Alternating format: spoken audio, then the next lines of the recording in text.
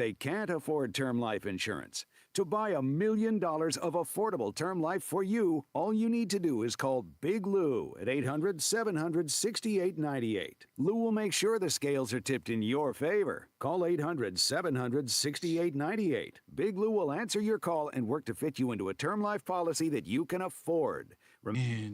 Lou's like you. He's on meds too. Call 800-700-6898. 800-700-6898 or biglou.com.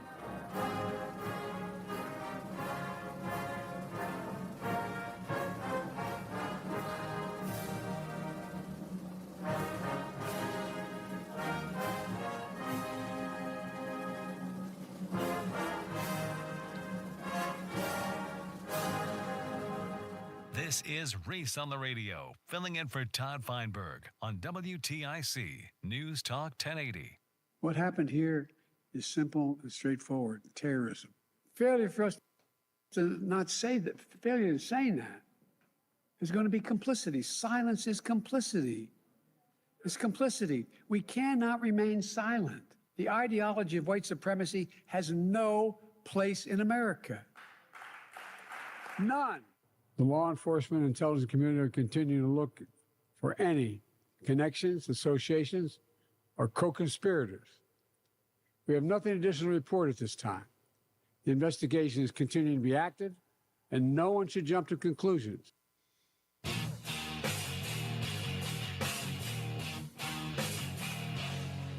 Yeah!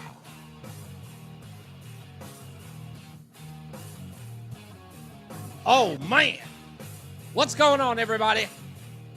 It's Reese on the radio on NewsTalk 1080 WTIC. Oh, man, it is the second day of 2025. Turn yourself up. I got to turn myself up? Oh, my bad. That might be my fault. I apologize. I have to start by saying this. It's very important for me to say this today. I don't know what we are to make of what took place on New Year's Day in New Orleans. There's no way for me to know. There's no way for any of you to know. Everything that we learn, we have to unlearn the next day. We have videos saying that 4 people may have been an accomplice. Turns out those people were actually just checking out a random cooler sitting on the street, opening it up, taking a look at it, and just walking away. Wow, what great Samaritans. Hey, Timmy, what does that look like? Does that look like an improvised explosive device? Happy New Year. I don't know. Apparently, that's what happened. Apparently. That's what happened. A couple of people opened up the cooler, saw what it was, and kept it moving. Hey, Bob, man, what's all the wires, dude? What's all that, man? I don't know, dude. Mind your business, man. Happy New Year. That's what we got. According to the FBI, that's what we got. Just random people walking by, opening up a cooler. You think they were running away from it, like, whoa, what is that, Bud Light? Ooh, that's nasty, and close the thing. No. Okay, fine. We move on. It can't all be accurate. Never is. But let me tell you this, folks. Whether it's Las Vegas, whether it's New Orleans, on New Year's Day, we learned one thing. And that is the news media is scared to death to find out the information that they are about to find out. Because I played that clip in the beginning, Joe Biden, where when it was white supremacy, you know what reaction we got. We must denounce it. Silence is violence. But then when we got Brother Man here, driving through New Orleans, and we have a Green Beret setting a Cybertruck ablaze Oh, by the way, taking his own life moments before the blast, allegedly. There are photographs of him wearing a Support Ukraine t-shirt in a photograph with his wife. His wife showing anti-Trump sentiment on her social media page. She's got a right to do it. We stand by her First Amendment right to do that. I want to make that clear for all you Libercrats start going nuts. But the news media is concerned. They're looking around going, oh, gee, I hope this isn't us. Oh, I hope they don't have me on their Facebook page. Oh, I hope they don't follow me on Instagram. Oh, I hope he didn't volunteer for Biden. Oh, I hope that he doesn't like Karine Jean-Pierre's posts. Oh, they're really nervous about that. Scared to death. And they should be. They should be. I want them on their heels. I want them concerned. I want them tempering themselves in the news media, saying things like, we don't know and we're not quite sure. Let's not jump to conclusions. Nobody make this a political talking point. Don't use this as a cudgel against our ideas. I don't know this person. He could have been anyone. But it's not looking that way. Donald Trump has won the election, and they need to attack him. They need to stay focused. This can set them off their game. This will prevent them from doing the usual things, screaming and hollering that the sky is falling and that Donald Trump is an evil, vicious dictator who is going to destroy the world. Because stuff got real on January 1st in New Orleans. Got real. And they're nervous. Because I don't know if you noticed this, if you've ever paid attention to this, but I have. One of the biggest mistakes that the news media can make is make the story about them. How many times in the last year, how many times in the last 10 years do you see someone on television who's supposed to be a news anchor giving you the straight down the line news, objectivism, on the airwaves, crying about a story? Give me a moment here, Jim. I've got to compose myself. I can keep it together. I can do it. I can do it. But it's such a daunting reminder of the world we live in the age of Trump. Making a story about themselves. And what happens in the news media yesterday? Yesterday, Anchor McWeeny lost control on the airwaves, could not compose himself over another story about an immigrant child trying to get to their mother in San Diego. Yeah. The story is always about them. The story is always about their opinion, point of view, what they think, their agenda, right side of history.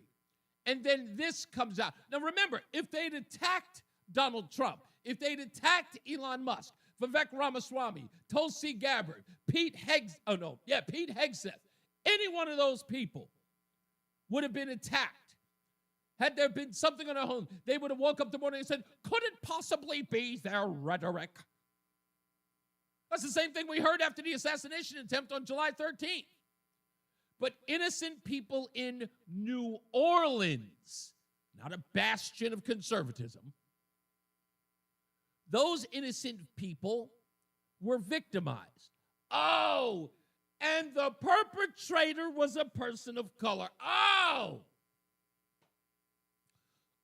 the narrative. Oh, it's disintegrating. I can see it. It's disappearing like Marty McFly when he realizes that he's disrupted history. Yes, every part of our narrative is disappearing. That's what's happening here. So I know, look, what could happen? All of this could turn out to be a byproduct of two individuals who are clearly upset at the state of our union. We could dig deep. We could find out why. And everyone can come out and just say, well, they acted alone. Both of them have perished. And let's get to the business of making America great again. Or we can do something else. I'm just saying. I think we're going to do something else. I think the media is going to run from this as fast as they can. I know they're going to try to get information out to you, but they're going to try to jump in front of it. They're going to try to find a way to dissect it in a way that's favorable. No, it wasn't us. No, it wasn't our... Hey, look, a guy wearing a Ukraine T-shirt and a person of color joining ISIS. I don't know, folks. That don't sound real MAGA to me. Don't sound real MAGA. Sounds like something else. 860-522-WTIC. Let's go to Rob in Maryland. How you doing, Rob? Good, huh? Oh, let me get you on the speaker. Oh, yeah. Okay, Reese, thank you for picking up the call. Yeah, it is a tragedy. You know, how they remove barriers and lapse of coordination. Yep. And it's just, and you think we're protected. And you get the assumption that these guys are qualified, and no matter who it is, mayor, police chief, or police lieutenant, and it goes down the line. And it just wish some of these people could make their own decision and say, you know what? I think there's a problem with this gap. Well, you're just a patrolman. Shut up.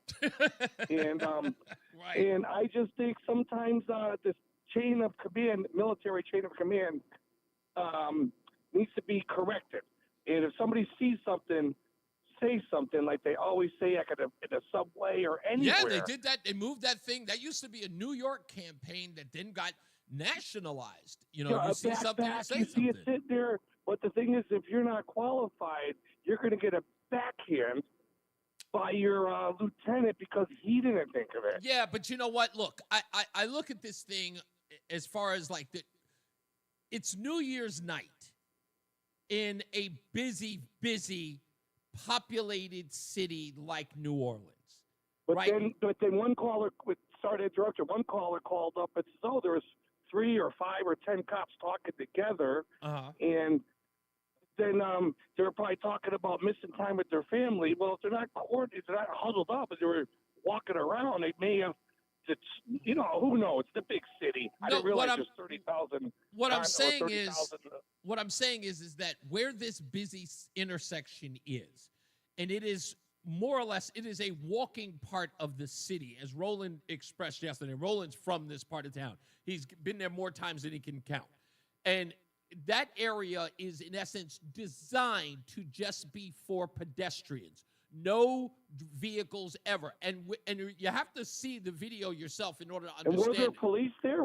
There was police. In fact, where the carnage begins, there is a police officer parked at the turn that Jabbar makes. So when Jabbar makes the right turn onto Bourbon Street, he floors it right in front of the police officer. So he turns in front of the police officer.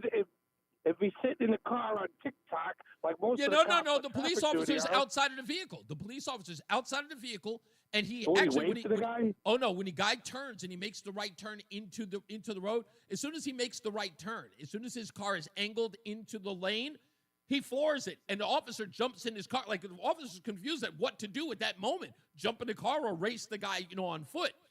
But you catch or run that the within other that way like instant. it didn't. Yeah, Or I run the hope. other way like Uvalde. Yeah, well, he didn't do that. Thankfully, he didn't do that. Oh, here's one other question for you. Yeah. If these police officers want to show up at the services for these victims, are they allowed to show up in uniforms, or are they only I allowed think to they show should. up with I think that they should, out of respect for the uniform, they should. Thank you, buddy. Let's go to Tony in Southington. How you doing, Tony? I'm doing great, Reese. How about you, buddy? Pretty good. So, what do you got? Okay, Happy New Year. 2 quick points, my friend.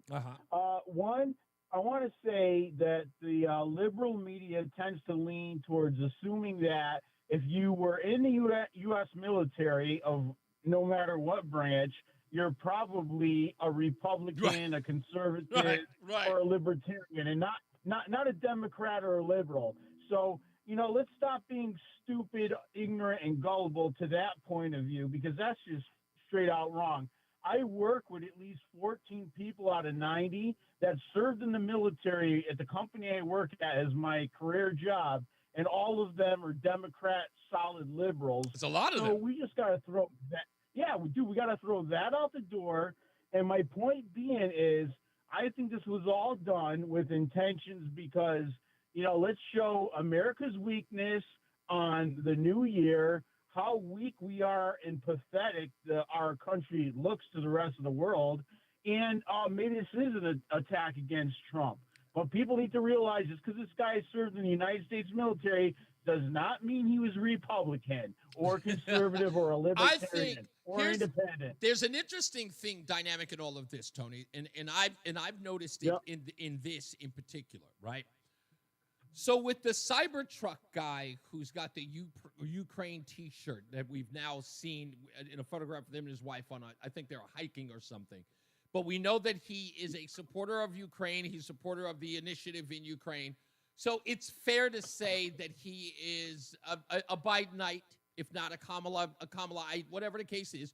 That again, their constitutional right to support whomever they want. But I want to say this about the two individuals in the act. Now, first of all, in those two instances, no one is intending to get out alive, right? Jabbar or this guy in the Cybertruck. And I forget his name, but I'll grab it soon. These guys have no intention of getting out alive. So here's my point. And I said this. Partly suicidal, correct. Exactly. Correct. I said this when I was talking about Annie Dunleavy. I said it when I was talking about the woman at Scientific American. And, of course, the woman who worked for Blue Horizon, the Jeff Bezos space outfit, that these are people who are willing to destroy their own lives over Trump derangement syndrome. Right, exactly. And I also want to squeeze in one more quick thing, buddy, before you go on your break. You got it. Tulsi Gabbard, ex-Democrat who became Republican/conservative. And she was in the military, too. I mean, we got to make society and the public that's listening to this radio station realize, hey, we're telling you hardcore facts, sincerity, and truth.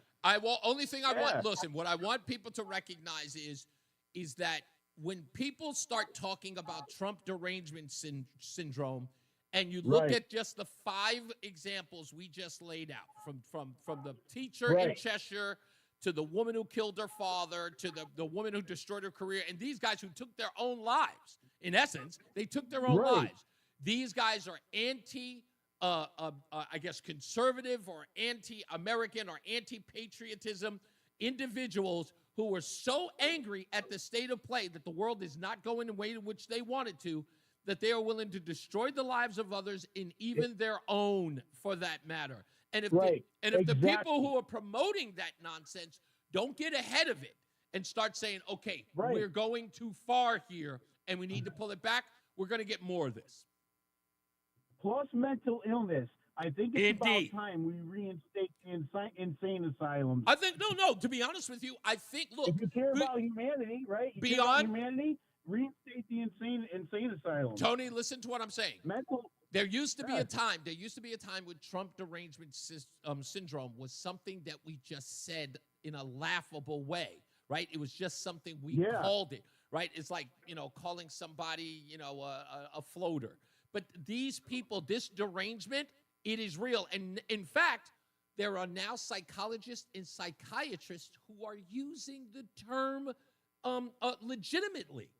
So it's no longer a farce. It's a real thing, and people are willing to destroy their lives and the lives of others for it. That's how bad it's gotten. Right. Yeah. Thank you, Tony. It's a crime against humanity. It is. You got it, bud. You got it, buddy. I think that this is crazy. People know that this has gone too far, and I hear people talk about the psyop, right? It's like there's a psyop going on. Okay, I'm willing to concede that there's a psyop.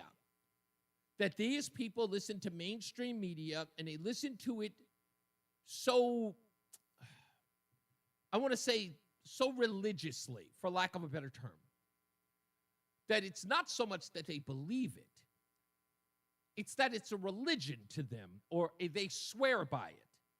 And that's where they are. We got to take a break, though, but I'll take your phone calls. Stay on the line. We'll get back to you in a second. More news, more views. At 4:05, we got Robert McGreevy. It's not Mondays with McGreevy, but we've got an interesting conversation about an article he wrote in the Daily Caller today, so stay tuned for that. We'll be back. It's Reese on the radio on NewsTalk 1080 WTIC. Let's be honest. It's not normal. That pain caused from chronic joint pain day after day. Some of you have dealt with that pain for so long, it's part of your new normal, but it's not normal, and you can actually do something about it without surgery and without drugs. That's right. The folks at QC Kinetics can get that done for you. QC Kinetics is the nation's leader in what they call regenerative medicine, joint preservation. You can revitalize your joints with advanced orthobiologic treatments at QC Kinetics. No steroids, no drugs, no surgery. It's the future of medicine. They use an array of natural solutions like PRP to attack the pain from arthritis. It's incredible. Thousands of people with pain have discovered these cellular treatments and are living life to the fullest again. You want to know more about QC Kinetics? Well, they have a free consultation. Give them a call. If you're dealing with joint pain, whether it's injury or arthritis, you can do something about it without surgery. 860-440-PAIN. 860-440-PAIN. They have offices in Avon, New Haven, and Glastonbury. Again, it's QC Kinetics. The consultation's free. 860-440-PAIN. Get a head start to your day with WTIC News Talk 1080. Listen to us live on the Odyssey app before you even hit the road. Get the breakdown on the biggest news stories that Connecticut is talking about. To get started, download the Odyssey app and search for WTIC News Talk 1080. You know, as they say, one person's personal information is another person's treasure. Exactly. That's why I use NordVPN every time I surf the web. Features like Threat Protection Pro's safeguard devices from phishing websites and disable intrusive ads and trackers. Just check NordVPN.com, grab the deal, and see for yourself. NordVPN. Cybersecurity built for every day. Life insurance. Why are you putting it off? Can't afford it? Too much hassle? Think you don't need it? There's lots of excuses for putting off life insurance. But if you weren't there, who would pay the mortgage and other bills? With Ethos, you could be covered in 10 minutes and boom, family protected. Ethos, fast and easy online term life insurance. Up to $2 million in coverage with no medical exam. Some policies as low as $1 a day. Answer a few health questions and get your free quote at getethos.com. That's getethos.com. And now, a WTIC news update.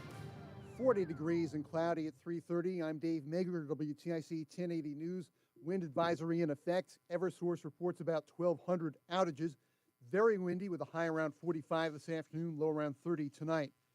Investigators in New Orleans now believe the man who attacked Bourbon Street New Year's morning acted alone. CBS's Cammie McCormick has more. This was an act of terrorism. It was premeditated and an evil act. The FBI's Christopher Rea. We do not assess at this point that anyone else involved in this attack is involved in this attack except for Shamsuddin Jabbar. Rea says Jabbar made videos before the attack praising ISIS. They've recovered 3 phones and 2 laptops and 2 IEDs that were functional, and they found no connection to the Tesla truck fire in Las Vegas. With no accomplices being sought, the Sugar Bowl will go on, and Bourbon Street will once again be filled with revelers. Mayor LaToya Cantrell. The confidence is there to reopen Bourbon Street to the public prior to game time today. CBS News Special Report. I'm Cammie McCormick. And Bourbon Street is now reopened. 14 people were killed when a pickup truck ran down pedestrians just after midnight New Year's Day.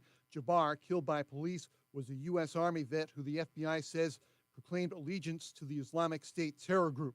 Senator Richard Blumenthal. The FBI has continued to warn us that the major threat of terrorism is not necessarily from abroad, like the shoe bomber. It is now violent extremism within this country. Yeah, you said white supremacy. Major threat, or at least one of the major threats of terrorism. Again, at this point, they've also found no connection to the explosion of a Tesla Cybertruck in Las Vegas. Officials say the person who died in that explosion outside a Trump hotel was active duty U.S. Army, identified as 37-year-old Matthew Livelsberger, a Green Beret. Police say he suffered an apparently self-inflicted gunshot wound before the truck blew up. On Wall Street, the Dow is down 107, S&P dropping 7 points, NASDAQ off 24 points. From the 24-hour traffic network, Route 9 South in Haddam has reopened after a serious morning crash with injuries. No further details have been provided by state police. Here's WTIC's forecast. For the rest of our Thursday afternoon, variably cloudy, windy, and cooler. Watch for a snow shower in spots, a high of 46. Tonight, a snow shower this evening, otherwise partly cloudy, windy, and cold, the low down to 29. On Friday, sunny to partly cloudy, breezy and cold, the high 39. Going to feel like upper 20s and low 30s with the strong west-southwest winds.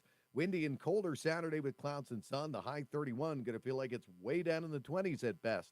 I'm meteorologist Jason Caterina in the WTIC Weather Center. 40 degrees right now. College football's national quarterfinal at the Sugar Bowl in New Orleans. 4 o'clock game time for Notre Dame and Georgia. For more, check out WTIC.com. I'm Dave Maker, WTIC 1080 News.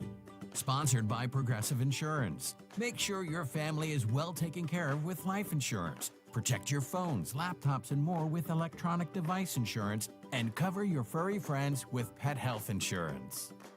Coverage varies by plan, view contracts and exclusions at endurancewarranty.com. Auto repair bills are through the roof. $3,000 to replace the transmission.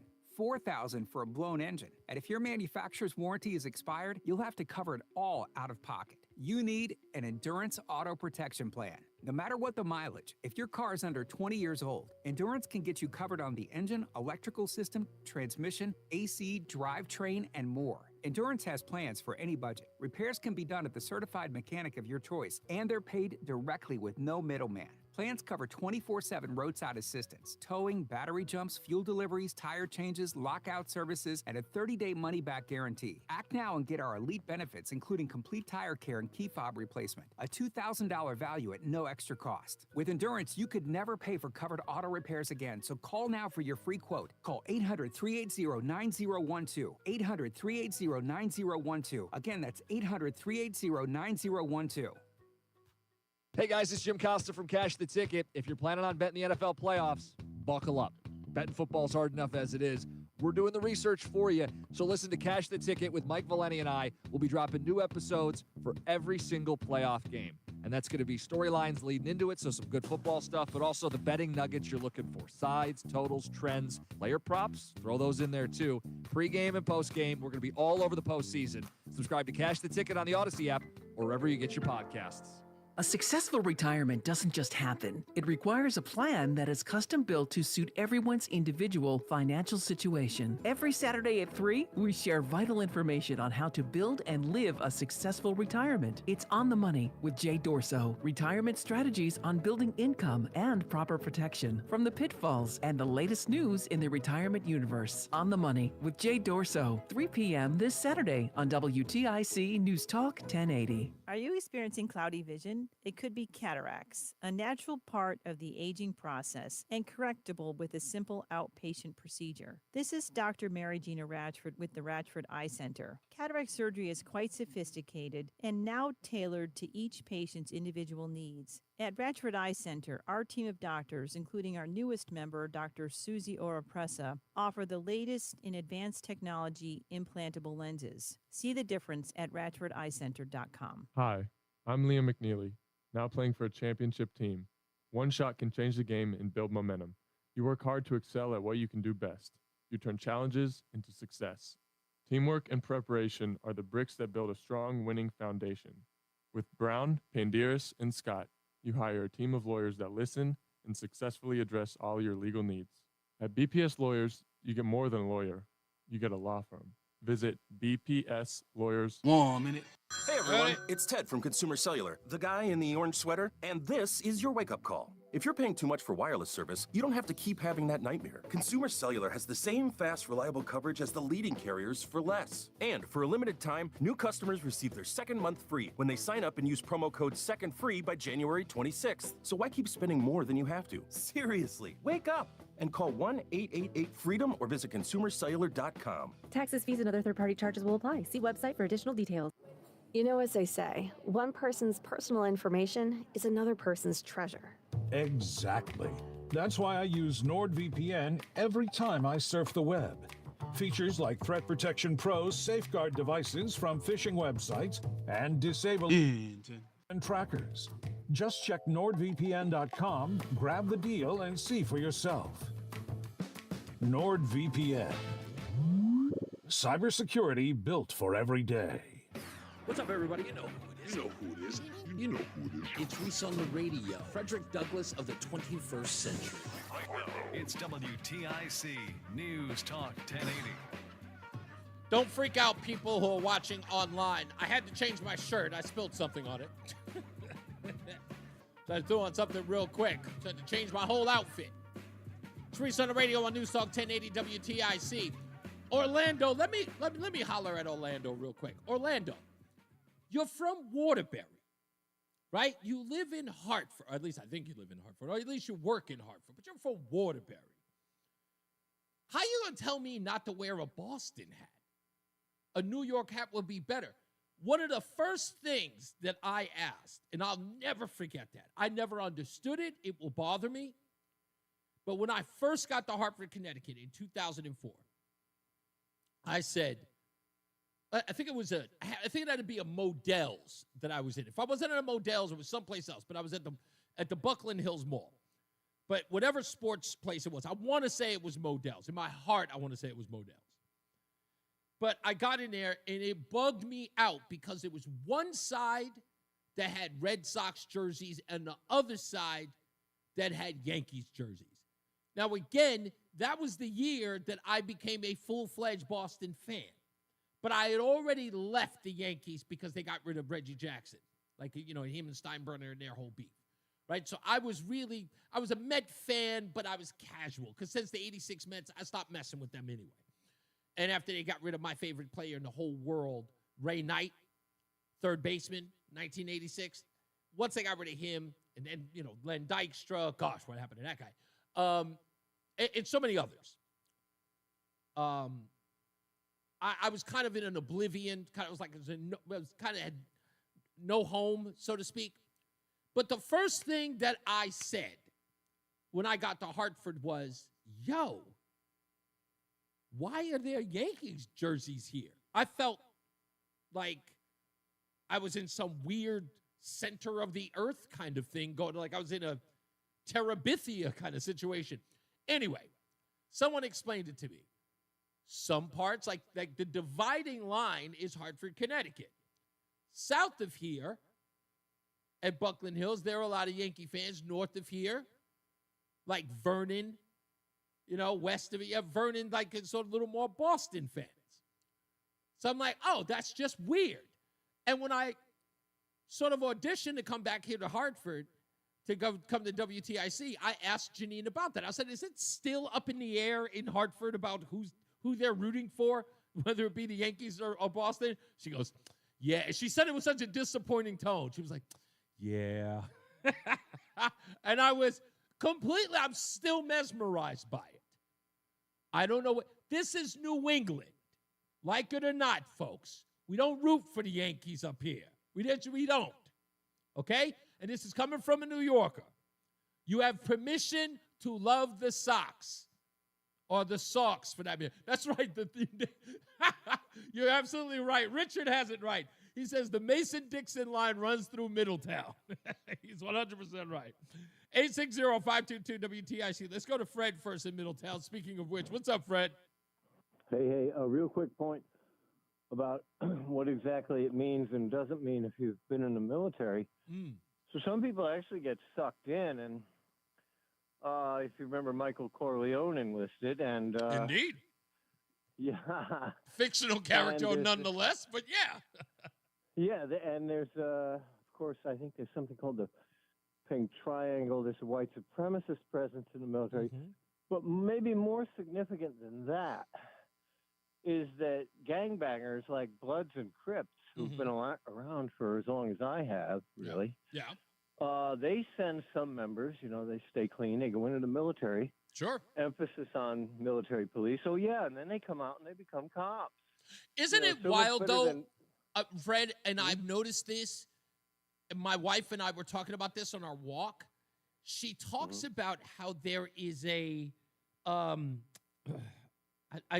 parallel, if you will, of prison life that's very similar to military life.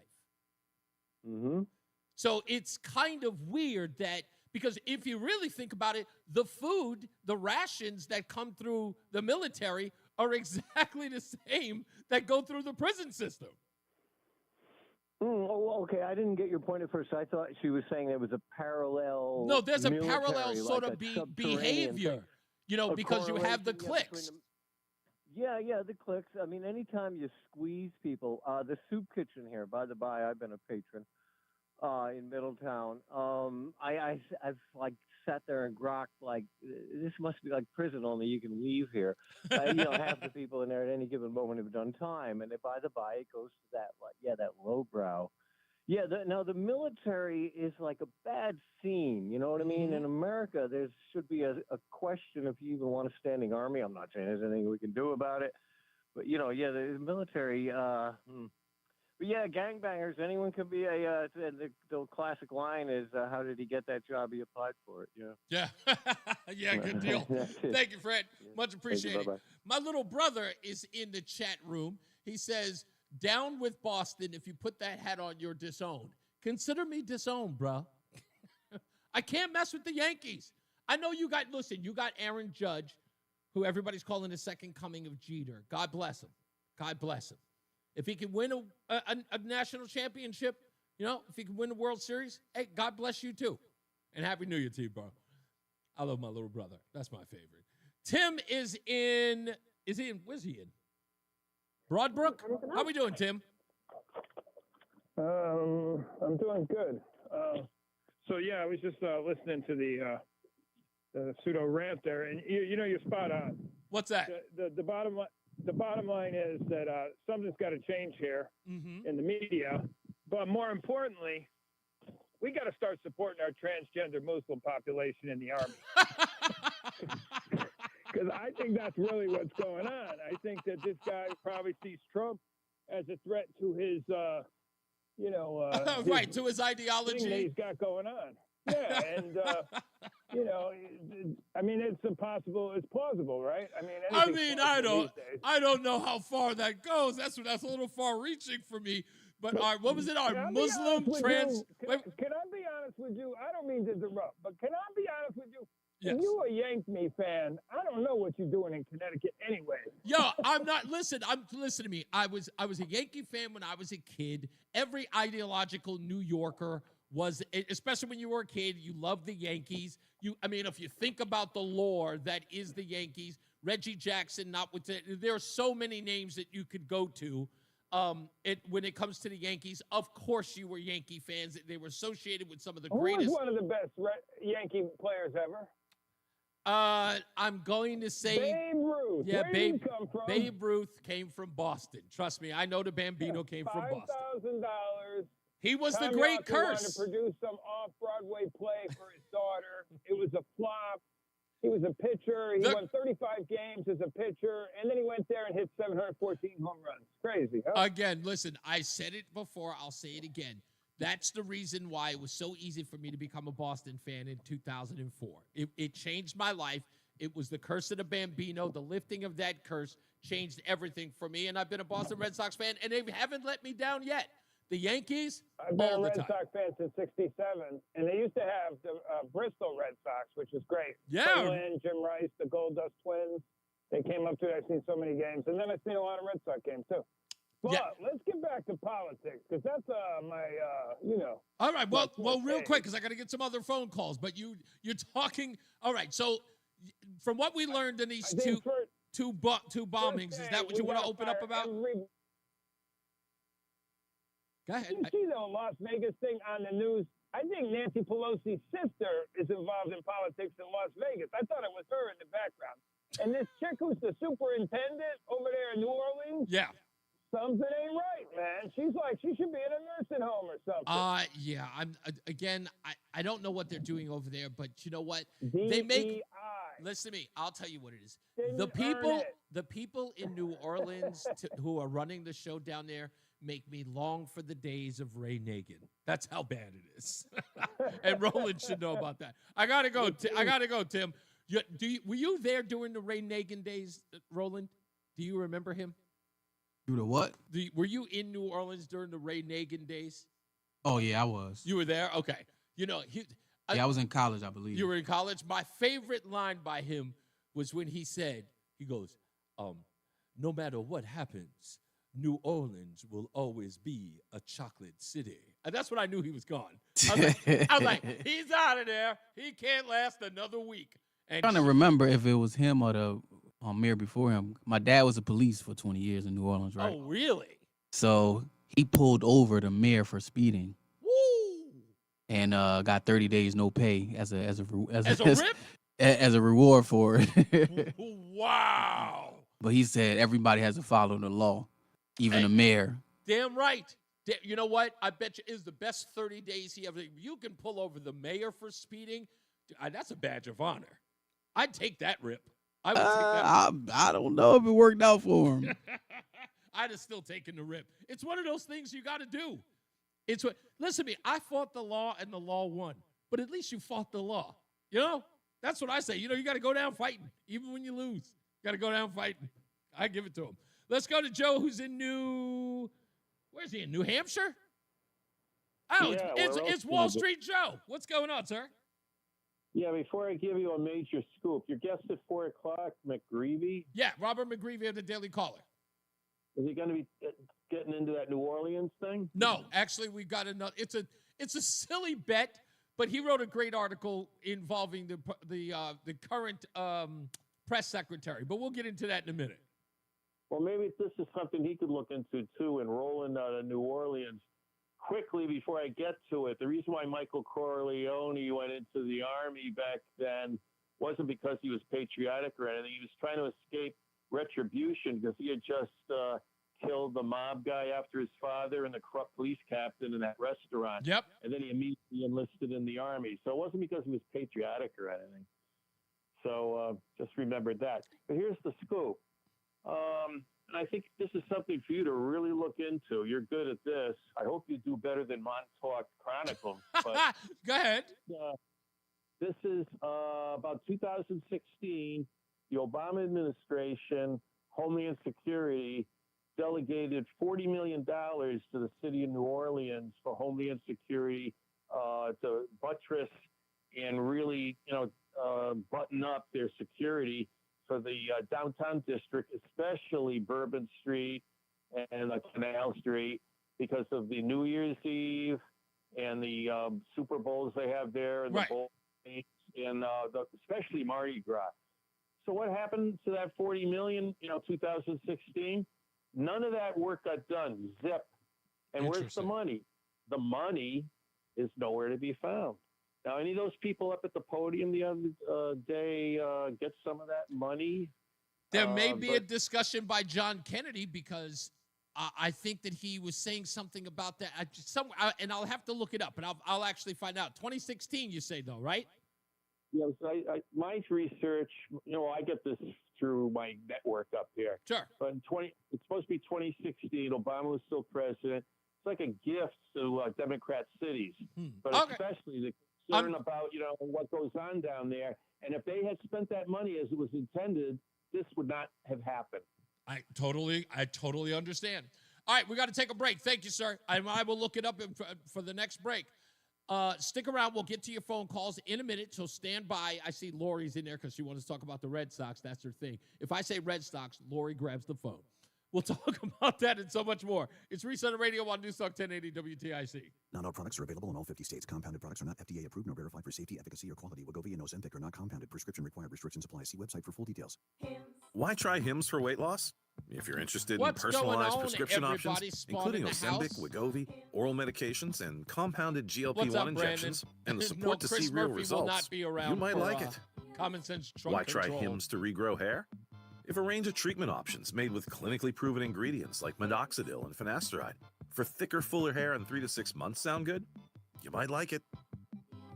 Why try Hims for ED? If you've been looking for access to doctor-trusted treatments like Viagra, Cialis, and their more affordable generic counterparts, you and your partner might like it.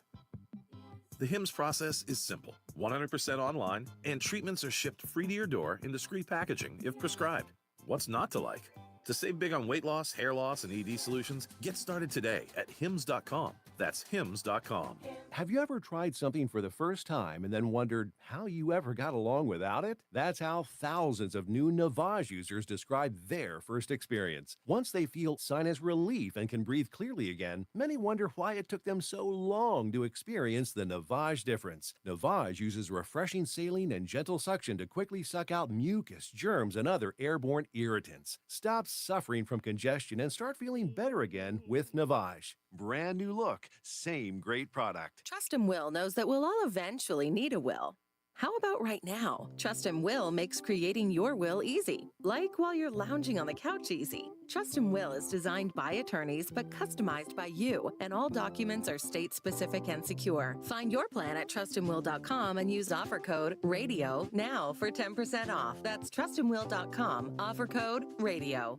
Trust and Will is an online estate planning service. Visit trustandwill.com for details. Hi, Tom Shattuck. 1 minute. Unlike a sure bet, putting my money up, knowing I'll win. That's why I bet on Awaken 180. It was a sure thing, and the results proved it to all of us. To be honest, before I started, I had my doubts. I thought, man, I'm looking at 400 pounds here very soon, and nothing's going to stop it. I was in a rut, a dangerous rut. Something had to be done. So when I talked to Paige Lopez of Awaken 180 Weight Loss, she was thrilled and exuberated at how big I was because she knew how much weight I was going to lose. Same with all my coaches. They knew it. They knew it was a sure bet. And yeah, for that first week out, losing 8 pounds and then a handful of pounds every other week. My primary fat roll got smaller and smaller and smaller and smaller and smaller. And for the first time in really years, I was able to walk. I was able to even run. I was able to do all sorts of things. You know, when you're really, really big, the little things are tying your shoes. But they said, no, Tom, this is a sure thing. You're going to lose lots of weight. And I lost lots of weight, but enough for me. Now it's your turn. Awaken180weightloss.com. Stay locked in. Reese on the radio is on WTIC News Talk 1080. And we are back. Holla, holla, pop your collar.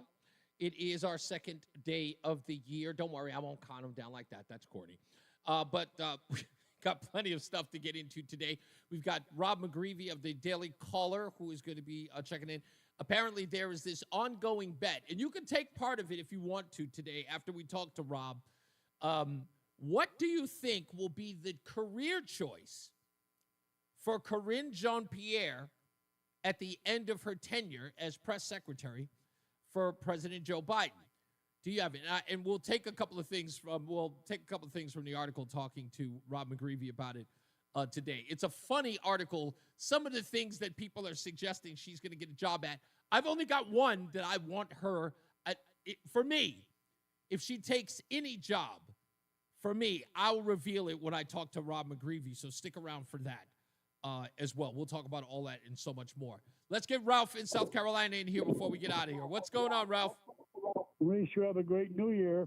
Thank you, sir. You too.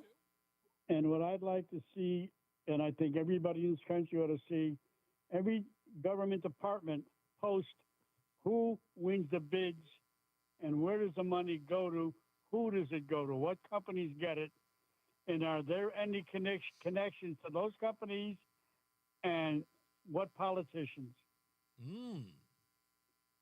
That's a good point. I mean, you want to talk about transparency.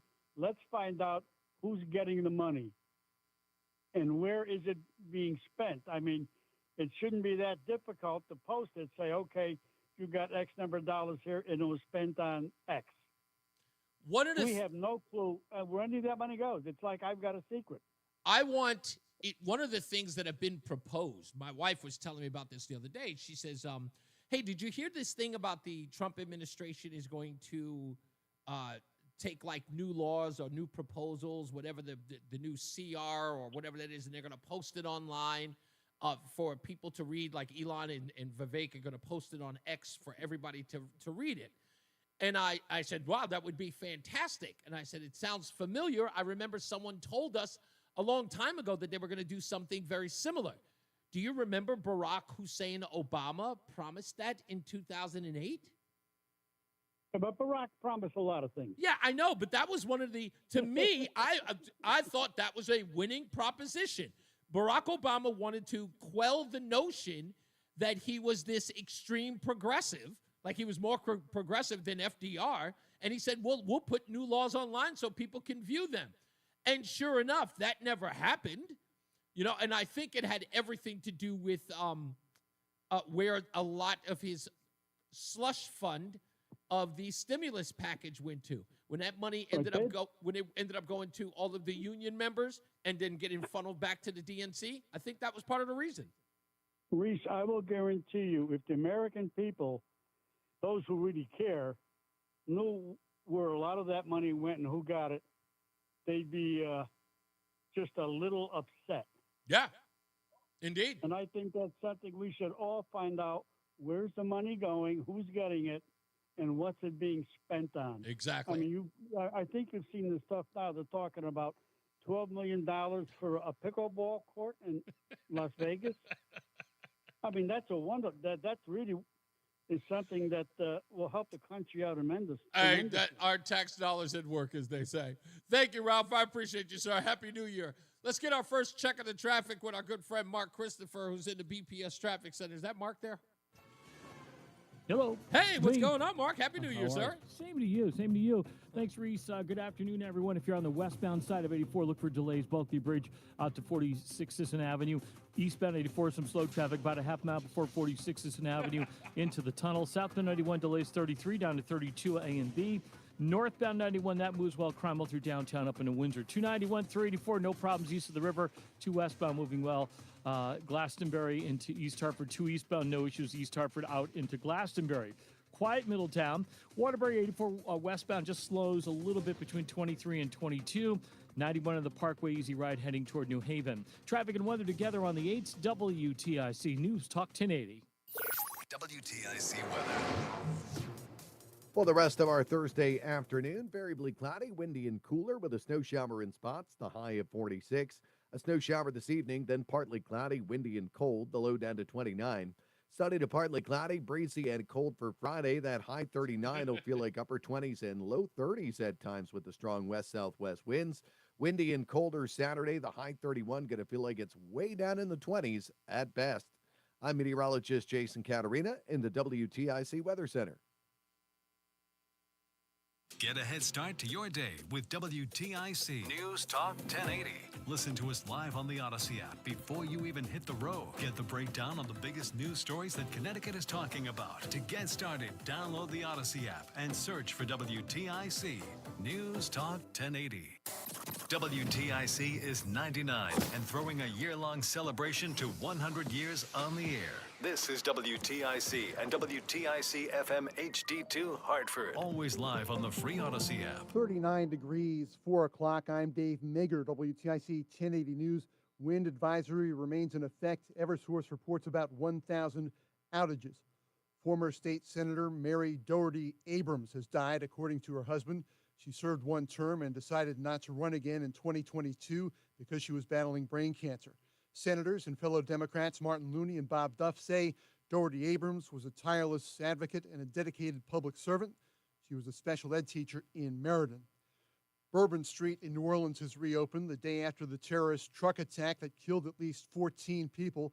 The attacker, a U.S. Army vet from Texas, was killed by police. Here's more. CBS News special report. Investigators now believe the New Orleans truck attacker acted alone.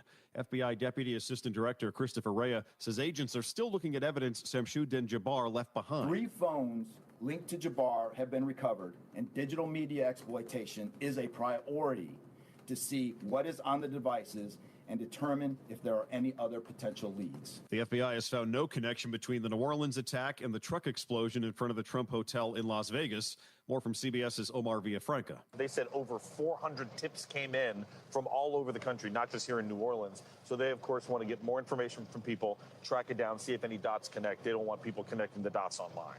CBS's Scott McFarland is in Washington, where President Biden is getting another update on the investigations. There is, as just behind me, construction of the inaugural platforms for January 20th and concern about the security then. CBS News special report. I'm Michael Wallace. The Sugar Bowl game, postponed from yesterday, is about to kick off. The American attacker proclaimed his allegiance to the Islamic State terror group.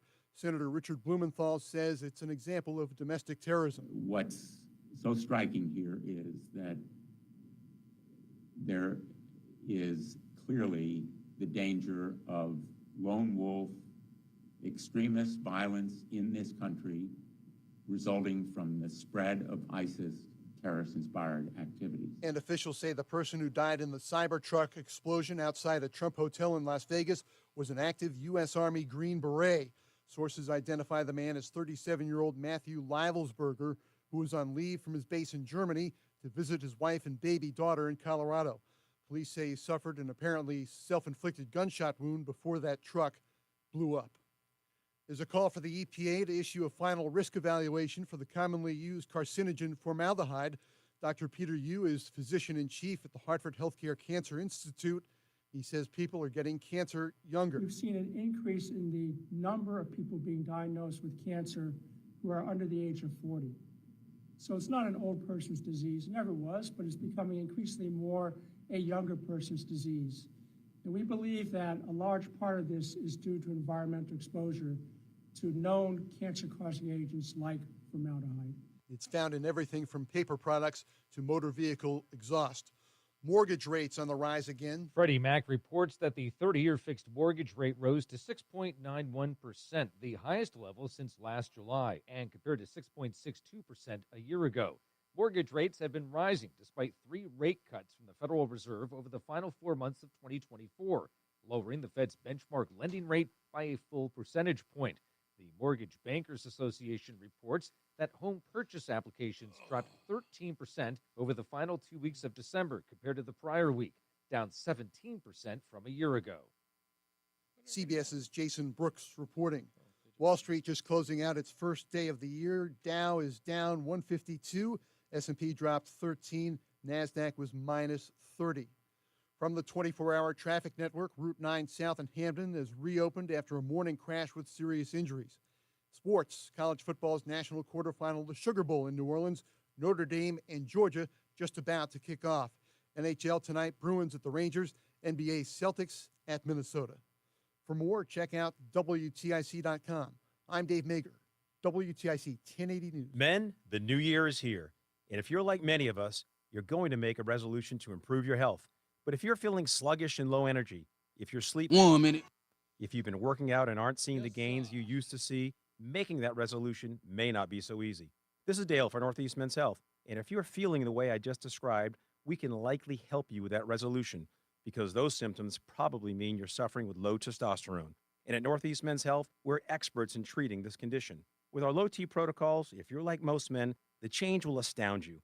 You'll feel more energy and better mental clarity. Your sleep will improve, your workouts will be better, and you'll likely find your sex drive goes up as well. So call us today and get treated for your low T. Your initial visit is only $99 and includes blood work and a medical consult. And if you start on testosterone,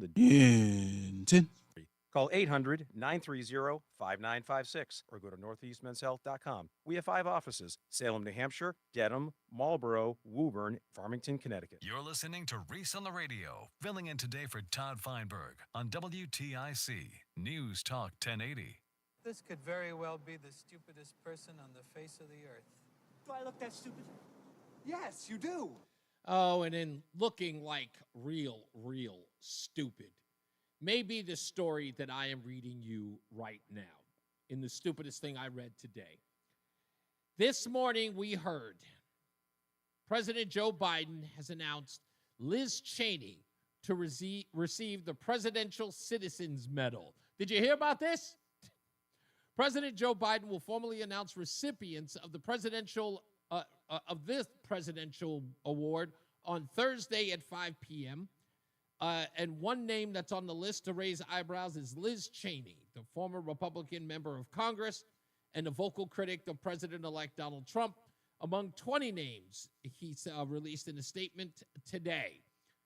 And look, I would tell you what all of this is about, but read the article. It is posted now on reeseontheradio.com. That's REESE on the radio.com. I know what that doing this is about, and it's nothing more than cover. And if you ever needed to understand something about this, it's because Joe Biden can't pardon her. He just can't. He knows he can't. And you know all the talk about the preemptive part, all that stuff. Yeah. He can't pardon her. And this is a way of saying, good luck, kid. Come get this medal. Good luck, though. Nice knowing you. We appreciate all the work. We tried to destroy the guy. Didn't quite work out. But you know what? Take this wonderful parting gift from the White House. We'll get you a photo op. You can hang it on your wall. And you'll have this medal to remember all of your good work that turned to nothing. That's what that's about. And God bless her. And you know what? Why not? We applaud you. Liz Cheney. Another political career in ruins. Mitt Romney, Jeff Sessions. Who else? Anybody else? Can we think of a few? Who else has gone down the road of destroying their political career? All in the name of being anti-Trump. Who else can we name? Chris Christie? Anybody else? Let's get another check of the traffic with Mark Christopher at the BPS Traffic Center. Any new traffic for the new year, Mark? No, just the same old delays and people driving like maniacs. So, yeah, here we go. Another year. And let's get into it right now. Overall, it looks pretty good around Hartford. Southbound 91, just delays. 33 down at 32 A and B. After that, good ride down into Cromwell. Same story. Northbound 91's okay. Cromwell up into Windsor. Westbound 84 is tied up approaching the Bulky Bridge to 47. Sigourney 84 eastbound losing a little speed up by 48 Capitol Avenue. 291 through 84 okay. So the River 2 eastbound moving well. Glastonbury to Marlboro. Quiet Middletown. Waterbury looks okay. 84 and 8. No issues. 91 in the Parkway heading toward New Haven. Traffic and weather together on the 8th WTIC News Talk 1080. WTIC weather. A watch for a snow shower this evening, then partly cloudy late. The low down to 29. It'll still be quite windy for us. Heading through Friday, sunny to partly cloudy and breezy. The high 39. Going to feel like upper 20s and low 30s much of the day with the strong west-southwest winds. Partly cloudy, cold for Friday night. The low down to 25. Still windy Saturday with clouds and sun. The high of 33. On Sunday, windy and cold, the high of 33 once again. Right now, it's 39 in Danbury, 36 in Waterbury, 41 in Hartford. I'm meteorologist Jason Caterina in the WTIC Weather Center. Life is uncertain, but Columbia Dental guarantees same-day care 7 days a week with dentists and dental specialists plus an on-site dental lab in Manchester. For over 25 years, they've delivered the convenience you deserve because your dental health shouldn't have to wait till Monday morning. Visit columbiadental.com. Radio responded to the challenge of television with new kinds of programming to show it could do things TV couldn't. One new format was the call-in talk show. While technically call-in shows were possible long before the 50s, radio was carefully scripted, removing any chance of spontaneous listener-announcer interaction. Out of necessity, radio was becoming more relaxed, and in August of 1954, WTIC started to air the Miller Party Line, hosted by Ross Miller and his wife, Betty. They talked with people from all walks of life, from sports to entertainment. With this show, WTIC started a format that became the mainstay of AM radio. In 1949, WTIC launched 2 more call-in shows, Mike Line, a radio roundtable where listeners responded to other listeners' questions and comments, and What's Your Opinion, the first issue-oriented call-in show. Talk radio as we know it started right here on WTIC. The United Way is proud to sponsor this moment in WTIC's history. Together, we are united to end poverty. Learn more at unitedwayinc.org. Wesley Financial Group is not 1 minute. Own a timeshare. Don't miss this public service announcement from Chuck McDowell, founder of Wesley Financial Group. If you receive an unsolicited phone call or mail piece to discuss selling, renting, or especially canceling your timeshare, don't fall for it. If you really want out of your timeshare, hang the phone up immediately or throw that mail piece in the trash and contact your timeshare resort or Wesley Financial Group for assistance with your timeshare. As the only Inc. 500 timeshare cancellation company, our knowledge, experience, and results has made Wesley a trusted resource for over 40,000 families we've helped get out of their timeshare. Give us a call, and I'll send you our timeshare exit information kit free with the straight facts about all of your options for cancellation. Call for your free info kit. 800-329-2121. 800-329-2121. 800-329-2121. It's Reese on the radio. And don't say we didn't warn you on News Talk 1080 WTIC.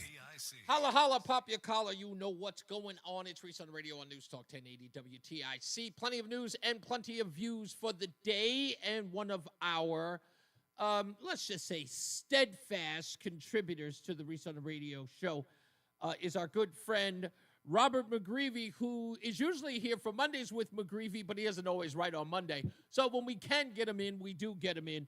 Rob, Happy New Year to you, sir. Welcome to the program. I just want to say Happy New Year to you and the Daily Caller. Happy New Year to you, buddy. Good to be with you. Always a pleasure, man. And thank you guys for blowing up that post, man, between me and Hawk Newsom.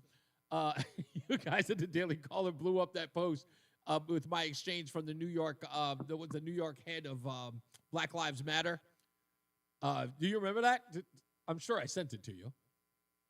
I actually don't remember that, no. Oh, okay. Yeah, I know I sent it to you, but I definitely sent it to Connor. He blew it up for me. Yeah, he reposted it, and it went like gangbusters, so I was appreciative of that.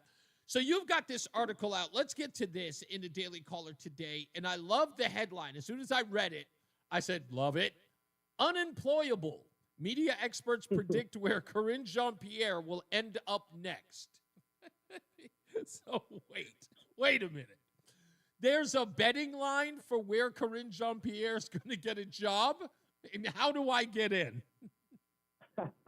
I'm sure you can find that on Polymarket. Oh, yeah, there you go, of course. So let's talk a little bit about your article. By the way, do you opine about where you expect her to be? Not personally. I just kind of collected the opinions from some, prominent media luminaries, Scott Jennings, Carol Markowitz. But I kind of concur with all their sentiments that she's got to end up on MSNBC. That seems to be the landing pad. You think that's where she goes? I do. Okay, this is where I'm strongly disagreeing with you. By all means. Okay, now first of all, can I tell you where my dream position would be? Let's hear it. My dream position would be CNN and anywhere Scott Jennings is. That'd be great. Listen to me. If you want to watch CNN's ratings go through the roof, the betting line should be Corinne Jean-Pierre is tagging along with Scott Jennings on anything he's doing.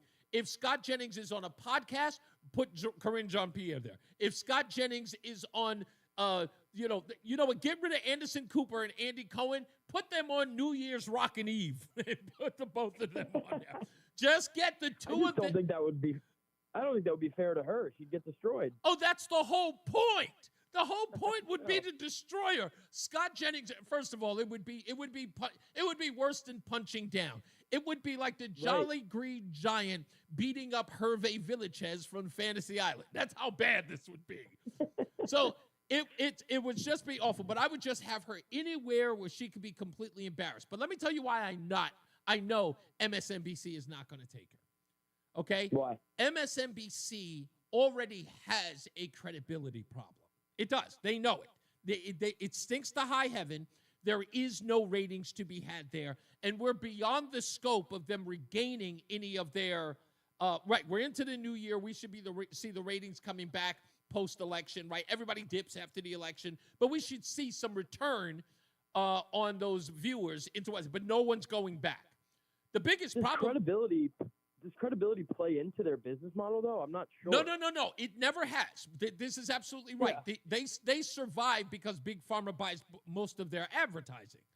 But their credibility is shot. And don't forget, we've got people who are on that network who have no ratings whatsoever. Joy Reid, Stephanie Rule, they're having to renegotiate their contracts to take less pay. Even Maddow. Yeah, and Maddow's already taken her $5 million.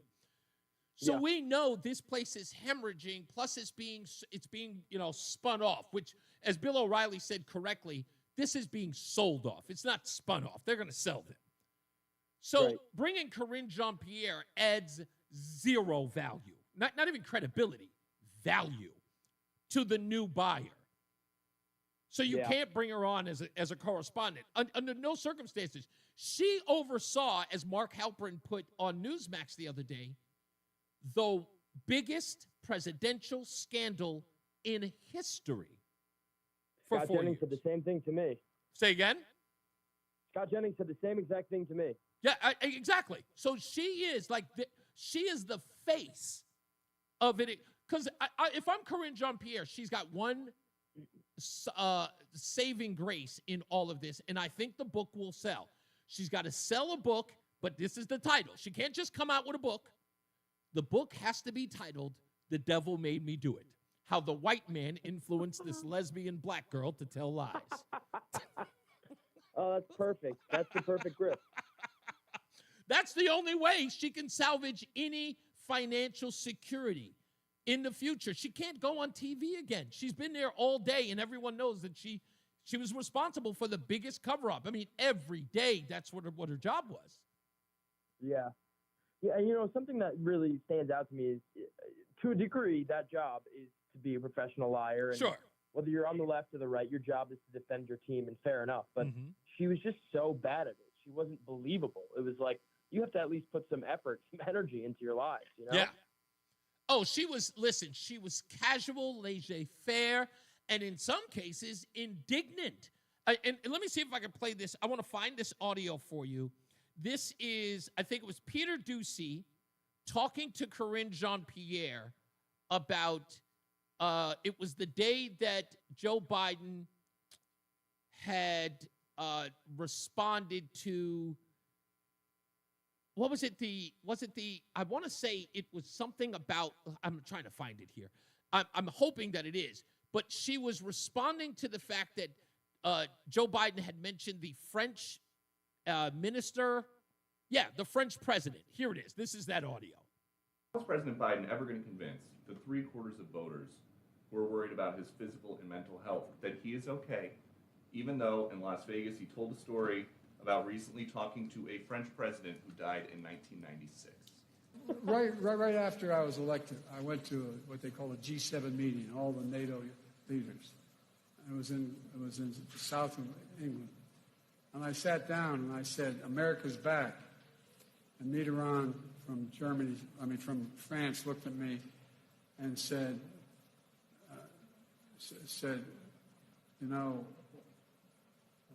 why, how long are you back for? I'm not even going to go down that rabbit hole with you, Why- sir. what is We're the going to go. rabbit hole? Go ahead. He said go he ahead. talked to Mitterrand Go ahead. in- You saw the president in Vegas, in California. You've seen the president in South Carolina. You saw him in Michigan. I'll just leave it there. Go ahead. She was indignant about that. He told a horrible joke about an exchange he had with a dead man. And she said, "I'm not going to go down that rabbit hole," as if Peter Doocy had done something wrong. When the president of the United States talked about talking to a guy who died in the 90s. She's the queen of gaslighting. I mean, that's really the only strategy you can have in that scenario when it's indefensible. So you have to say, "No, you're the crazy one, not me." Listen, I know you spoke to Scott Jennings about this. By the way, do you talk to Scott Jennings often? Or was this Not just a lucky? I don't want to bother him. He's a very busy man. So only when, I feel the input is absolutely necessary. But I will say, I'll give you a little exclusive here that in the coming week or two, we're going to have a pretty comprehensive and well-sourced profile on him coming out. Ooh, okay. Yeah. Okay, I'm looking forward to that. Okay, I'm assuming glowing or something further. Well, if one of these sources comes out and says he's, secretly on the DNC payroll, it's not going to be glowing, but I don't anticipate that. Oh, wow. Okay. I'm a reporter, Reese. My job is to tell the truth, and if it happens, the truth makes him look good, then that's what's going to happen. Let me put it to listen. I this is interesting, but I'm going to say this, okay? And it's my biggest issue with Scott Jennings because I know that he is there to. Let me just put it this way. I kind of feel a lot of people say that he's an island on his own, right? He's in an island by himself on that network, and everyone is there to sort of beat up on him. But there's a part of me that says very much what I said about Bill Maher. Bill Maher goes on his television show and gives off this sort of air of being down the middle. But then you get to meet him privately, or he goes on these podcasts, like when he was on Megyn Kelly, and you start to realize exactly how far to the left this guy is. I kind of feel like Scott, I know Scott, before the Trump revolution began for him, he was a Republican, a never Trumper in essence. Am I wrong there?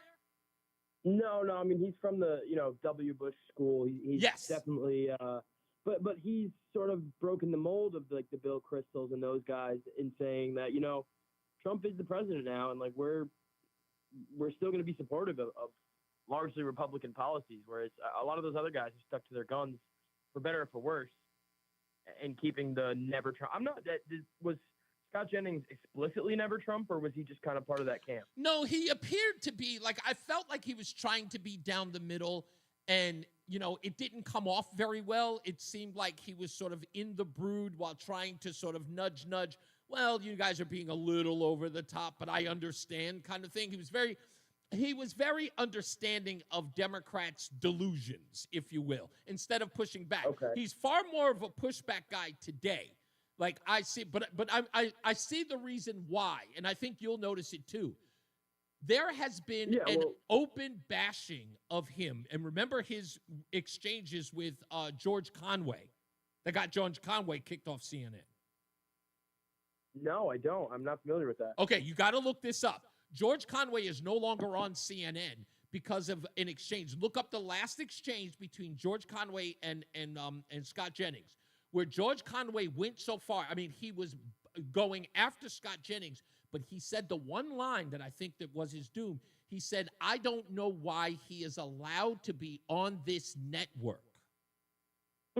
Because he was pushing back on Conway being the never Trump that he is, and Scott Jennings was trying to be, look, let's look at this in a fair-minded way, and George Conway was having none of it, and he was losing it.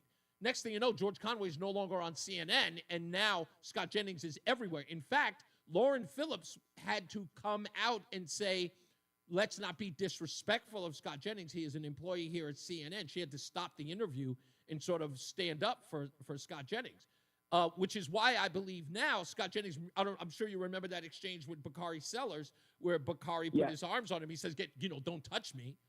And Scott Jennings has sort of seen that any defense of Donald Trump has driven people on the left on CNN after him. And he's starting to realize, none of these people are my friends. Yeah, and if he did believe that, I don't know if he did. I mean, it's somewhat naive to think that just because you're the tool for the moment of them saying, exactly. Okay, well, here's a Republican who's saying bad things about Trump. I mean, I think Republicans, conservative commentators at large should have the freedom to criticize Republicans and conservative candidates when they're doing things that aren't necessarily beholden to Republican values. But there is definitely a line of the people who are grifters, who are, I would argue, the Bill Kristols of the world, who are doing it to fill a role, to fill a gap in the media ecosystem. Right, exactly, those kind of guys. Those guys have gone so far as they now support, staunchly Democratic positions in the name of being the anti-Trump guy. I don't know if I'd put Jennings in that same camp, even though I definitely agree with you. He's down. He was definitely more down the middle, and I think he's become more vocal, as a lot of people are, it's become more acceptable to be. But he pro-Trump. can't listen. He's not going to be able to carry the network for this one reason. Because I'll tell you, the reason why conservatives or even moderates do not tune into CNN and why they will continue to hemorrhage viewers is because they will never give Scott Jennings an anchor role on that network, and they should. If they want, would he even want one though? yeah, I mean, I understand that he wouldn't. He probably wouldn't want one. But I'm looking at this I'm looking at this like if I'm what's his name? If I'm Rupert Murdoch, right? I'm a devout liberal, but I know how to make money, so I hire a Reagan guy like Roger Ailes. You know, I can be I could be a guy who owns a Time Warner guy who owns, CNN and say, hey, listen, we're making no money with this leftist, ideology. We got to start putting some conservatives on this network and we got to make them prominent if we're going to get that audience, because at the end of the day, it's about making money. Liberals, once you don't follow them, it doesn't matter. They leave for free anyway. They never contribute and they never pay any money. But conservatives put money behind their ideas. And if CNN wants to save itself, it needs to get behind a brand that is willing to, or at least a group of people that are willing to support the brand if they share their ideals. Yeah, I mean, from the network's position, it makes total sense. But I think anybody who has real talent the way Jennings does is going to be far more. It's going to be far more lucrative to them to just do their own thing, be independent. You can be a contributor, but to tie yourself to network news today, to me, is crazy. And I think. Look at Tucker Carlson. He's doing much better now than he was. Fantastic. As the lead of Fox show. I love Bill O'Reilly was the first person who said, somebody asked Bill O'Reilly, what should Tucker do now? And Bill O'Reilly says, nothing. Go right back to, go online and he'll be far more successful, which he has been. Rob McGreevy of the Daily Caller, check out his new article about where's Corinne Jean-Pierre going to go. Thanks, Rob. I appreciate you, buddy. Thanks, Reese. You got it. Happy New Year, buddy. Let's get another check of our traffic with Mark Christopher at the BPS Traffic Center. Hey, Mark. Hey, Reese, thank you very much. Good afternoon to you. Good afternoon, everyone. Well, we have a crash 84 eastbound now between exit 48 and 49. Looks like the right lane's blocked involving a van and a vehicle.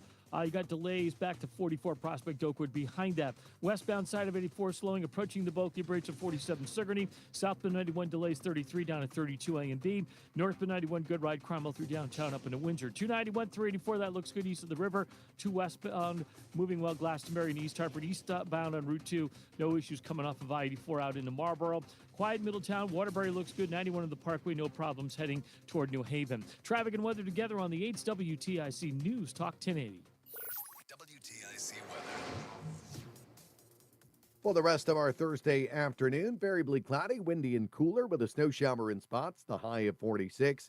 A snow shower this evening, then partly cloudy, windy and cold, the low down to 29. Sunny to partly cloudy, breezy and cold for Friday. That high 39 will feel like upper 20s and low 30s at times with the strong west-southwest winds. Windy and colder Saturday, the high 31 going to feel like it's way down in the 20s at best. I'm meteorologist Jason Caterina in the WTIC Weather Center. Tune in to WTIC News Talk 1080 for Healthy Rounds, hosted by Dr. Anthony Alessi, Saturday mornings 11 till noon. Learn from the top experts in their fields about the latest medical findings and call in with your medical question. Healthy Rounds is dedicated to providing accurate and timely health information and is sponsored by Hartford Healthcare, Ratchford Eye Center, St. Francis Hospital, Covaris, and Yukon Health Orthopedics and Sports Medicine. Healthy Rounds, Saturday mornings 11 till noon on WTIC News Talk 1080 and WTIC.com. Get a head start to your day with WTIC News Talk 1080. Listen to us live on the Odyssey app before you even hit the road. Get the breakdown on the biggest news stories that Connecticut is talking about. To get started, download the Odyssey app and search for WTIC News Talk 1080. And now, a WTIC news update. 38 degrees, 4:30. I'm Dave Mager, WTIC 1080 News. Wind advisory still in effect. Eversource reporting about 800 outages statewide. Investigators in New Orleans believe the man who attacked Bourbon Street New Year's morning acted alone. They've also found no connection to the explosion of a Tesla Cybertruck in Las Vegas. The FBI identifies the New Orleans attacker as U.S. Army vet Shamsuddin Jabbar. They say he killed at least 14 people when he plowed a rented pickup truck into pedestrians. On his drive from Houston to New Orleans, he posted Facebook videos proclaiming his allegiance to the Islamic State terror group. This is the FBI's Christopher Rea. What I can tell you right now is that he was 100% inspired by ISIS. And so we're digging through more of the social media, more interviews, working with some of our other partners to ascertain just how, to ascertain a little bit more about that connection. Rea says they're looking into several cell phones and laptops left by the suspect. Bourbon Street now reopened, and the Sugar Bowl game, postponed from yesterday, is underway. Officials say the person who died in the Cybertruck explosion outside a Trump hotel in Las Vegas was active duty U.S. Army, a Green Beret. Sources identify him as 37-year-old Matthew Livelsberger. He was on leave from his base in Germany to visit his wife and baby daughter in Colorado. The FBI now says he suffered an apparent self-inflicted gunshot wound before that truck blew up. Bristol is seriously considering red light and speed cameras for road safety. Mayor Jeff Caggiano says residents have been complaining about reckless driving. We get calls all over in the mayor's office, and people are complaining about crazy drivers and people ignoring red lights and people speeding. The mayor says the state DOT would have to approve the plan after the city comes up with an ordinance. He's hoping the cameras will be in place by the end of the year. A teenager is in critical condition after a morning crash in New Haven. This happened about 3 a.m. on Quinnipiac Avenue. Police say a Hyundai Elantra driven by the juvenile crossed the opposite lane and slammed into a telephone pole. The car turned out to be stolen. Second passenger left the scene on foot. On Wall Street, first day of the trading year, Dow closed down 152, S&P dropped 13, the NASDAQ was off 30 points. Sports, the national quarterfinal at the Sugar Bowl in New Orleans. First quarter, Notre Dame and Georgia are scoreless. For more, check out WTIC.com. I'm Dave Meek, WTIC 1080 News. Coverage varies by plan, view contracts and exclusions at endurancewarranty.com. Auto repair bills are through the roof.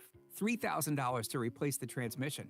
$4,000 for a blown engine. And if your manufacturer's warranty is expired, you'll have to cover it all out of pocket. You need an Endurance Auto Protection Plan. No matter what the mileage, if your car is under 20 years old, Endurance can get you covered on the engine, electrical system, transmission, AC, drivetrain, and more. Endurance has plans for any budget. Repairs can be done at the certified mechanic of your choice, and they're paid directly with no middleman. Plans cover 24/7 roadside assistance, towing, battery jumps, fuel deliveries, tire changes, lockout services, and a 30-day money-back guarantee. Act now and get our elite benefits, including complete tire care and key fob replacement. A $2,000 value at no extra cost. With Endurance, you could never pay for covered auto repairs again, so call now for your free quote. Call 800-380-9012. 800-380-9012. Again, that's 800-380-9012.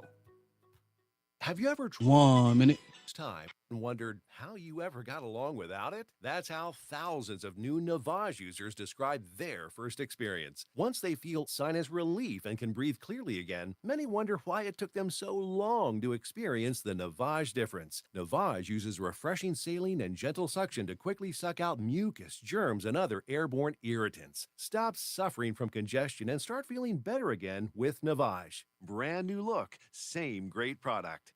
Life insurance. Why are you putting it off? Can't afford it? Too much hassle? Think you don't need it? There's lots of excuses for putting off life insurance. But if you weren't there, who would pay the mortgage and other bills? With Ethos, you could be covered in 10 minutes and boom, family protected. Ethos, fast and easy online term life insurance. And $1 million in coverage with no medical exam. Some policies as low as $1 a day. Answer a few health questions and get your free quote at getethos.com. That's getethos.com. You're listening to Reese on the Radio, filling in today for Todd Feinberg on WTIC News Talk 1080. Getting to your phone calls in a bit. Reese on the Radio, News Talk 1080 WTIC.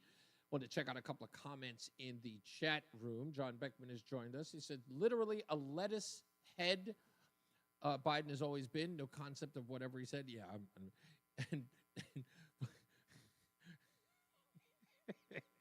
Terry in Texas says that Corinne Jean-Pierre should get a job at OnlyFans. No, sir. No, sir. We do not want her to go broke. We do not want her to go broke. Another person actually said, what was the other job that they said that she could get? I know I had it here, but for some odd reason I've lost it.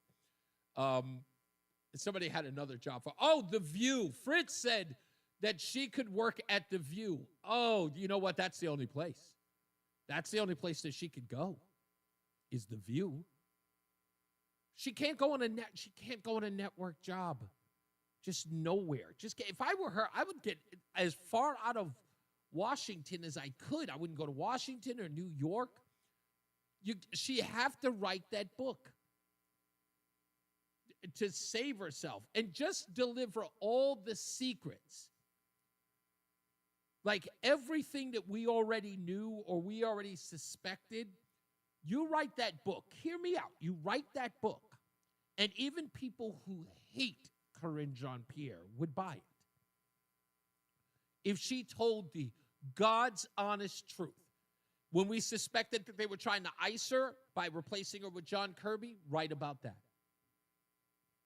When Jen Psaki bailed out and left her to run the press, to become press secretary, reveal that Jen Psaki got out of it because she knew that she wasn't going to be able, like she saw the writing on the wall that she couldn't lie for a president that was losing his faculties, that she bailed and took the MSNBC job as quickly as she could so she could rid herself, depart, or get as far away from that disaster as it was going to be. Reveal that in the book. I'll buy it. I'll buy several copies. Hell, I'll give them away on the show. But that's what you got to do.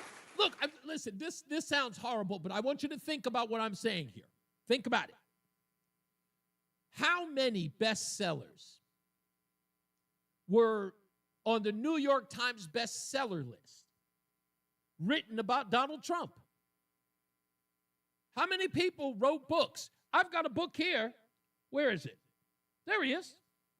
I've got H.R. McMaster's. I got his book right here. He wrote this after the Trump administration. He went out on a book tour. Why wouldn't she do that? Everybody's revealing secrets.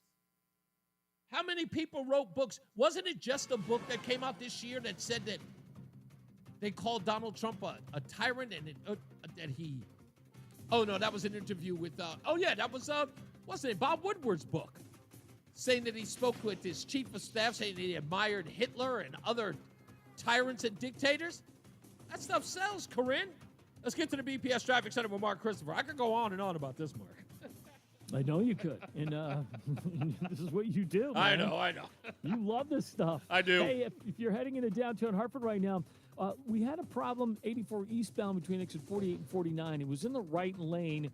Looked like a van and another vehicle. They pulled the camera back, so I'm assuming that thing has been pulled out of the way. So right now, look for delays from 44 Prospect Oakwood into the tunnel. Westbound 84 is a little slow. Bulky Bridge to 47 Sigourney. 91 southbound a little tight getting by 33 Jennings Road. If you're northbound 91, moving very well. Cromwell through downtown up into Windsor. 291, 384 okay east of the river. 2 eastbound, no problems. Glastonbury into Marlboro. Heading toward Middletown. 9 in the Aragoni Bridge. That looks good. Waterbury's quiet, 84 and 8. 91 in the Parkway, smooth sailing in toward New Haven. Traffic and weather together on the 8s. WTIC News Talk 1080. WTIC weather. All right, windy and cloudy this evening. They're becoming partly cloudy late. Watch for a snow shower this evening. That's actually some far-reaching lake effect coming all the way from Lake Ontario. West winds 12 to 25 miles an hour tonight. Cold with the low down to 29. On our Friday, sunny to partly cloudy, breezy, the high of 39, but going to feel a lot colder with the strong winds, and that'll continue right through the weekend. Saturday, windy, clouds and sun, the high down to 33. A mix of low clouds and mainly just overcast as we head through the day on Sunday as well. The high only 33 again, but feeling like it's down in the 20s. Mainly cloudy into Monday, a high of 30. Right now, it's 39 in Mansfield. It's 39 in New London. It's also 39 in Hartford. I'm meteorologist Jason Caterina in the WTIC Weather Center. Sponsored by Progressive Insurance. Make sure your family is well taken care of with life insurance. Protect your phones, laptops, and more with electronic device insurance, and cover your furry friends with pet health insurance. We all hear the radio ads about the IRS. They tell you to be afraid, to be scared, and they try to frighten you into calling. I'm not here to do that. Tax Relief Advocates is different. TRA is here to tell you that if you owe money to the IRS, whether it's $5,000, $50,000, or $500,000, we have a solution. It doesn't matter if you're sitting in your car, at work, or with your kids. No matter where you are, call now. 800-575-6481. Don't lose hope. TRA can eliminate or reduce what you owe to the IRS. Generous programs are now available that can give you a fresh start. Our passion is taxes and helping individuals fix their IRS problems. We have over 1,000 five-star reviews on Google and an A+ with the Better Business Bureau. You don't need to be afraid of the IRS any longer. End your tax nightmare today by visiting us online at TRA.com or call 800-575-6481. That's 800-575-6481. Tax Relief Advocates. Real solutions for real people. Radio responded to the challenge. 1 minute. The new kinds of programming to show it could do things TV couldn't.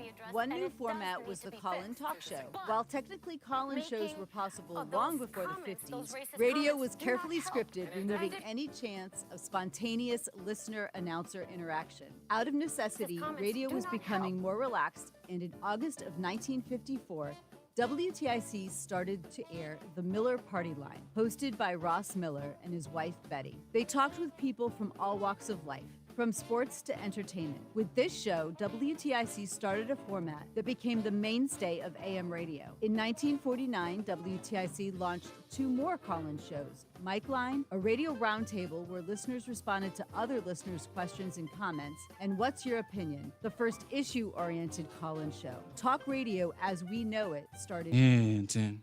WTIC. United Way is proud to sponsor this moment in WTIC's history. Together, we are united to end poverty. Learn more at unitedwayinc.org. Reese on the radio, making sense of the news. Yeah, even when it makes no sense at all. Now on WTIC, News Talk 1080. Welcome to the show, Zach. It's Reese on the radio. I was thinking about this. Fritz just said in the chat room that she could get a job cleaning toilets. Corinne Jean-Pierre. And if you kick every Latino out of this country, then who is going to be cleaning your toilet, Donald Trump? Oh. Corinne Jean-Pierre. She can stay at the White House. I'm just saying. She could just say that. Oh, man. Back to the phones. Dave is in Brantford. How are you, sir? Hey, Risa, I remember you once called her old mophead. I could never get away with a slur like that. Oh, man. And come on. That's a mophead. You could call her Carrot Top. There's a lot of things you can call her.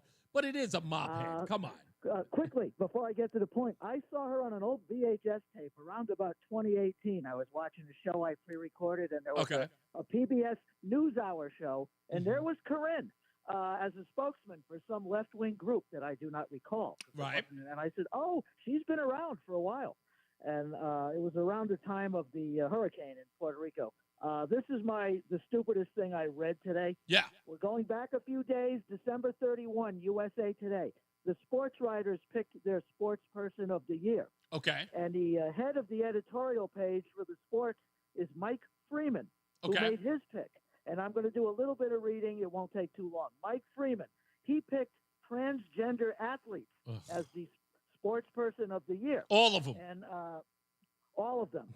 And I'll just read it. I'll try to be clear about it. Few athletes this past year were persecuted like the transgender athletes. Their treatment at the hands of extremist goons is one of the more disgraceful things I've seen in recent American history. Wow. That's not an overstatement. Right-wing media has created a anti-trans hysteria in sports. Here's the good part, which, by the way, has its origins in Nazi Germany. Woo! The Nazi era has substantially shaped the conversation surrounding trans athletes today. Can you imagine a woke person who completely missed the lesson of this year's election? And he wrote that on the 31st. He wrote that on New Year's Eve? It's on page 4C of USA Today, December 31st. Wow. And I read it, and I couldn't believe what an extreme claim that, Max, trans athletes... I got to find out who Max Freeman is. No, Mike Freeman. Oh, Mike Freeman. Okay, I got to find out Mike who he is. Freeman. He appears to be black, but I'm not sure. You can't tell these days when they have his picture there. But he never actually writes about sports. He talks about the intersection of gender and race and LGBTQ issues with sports.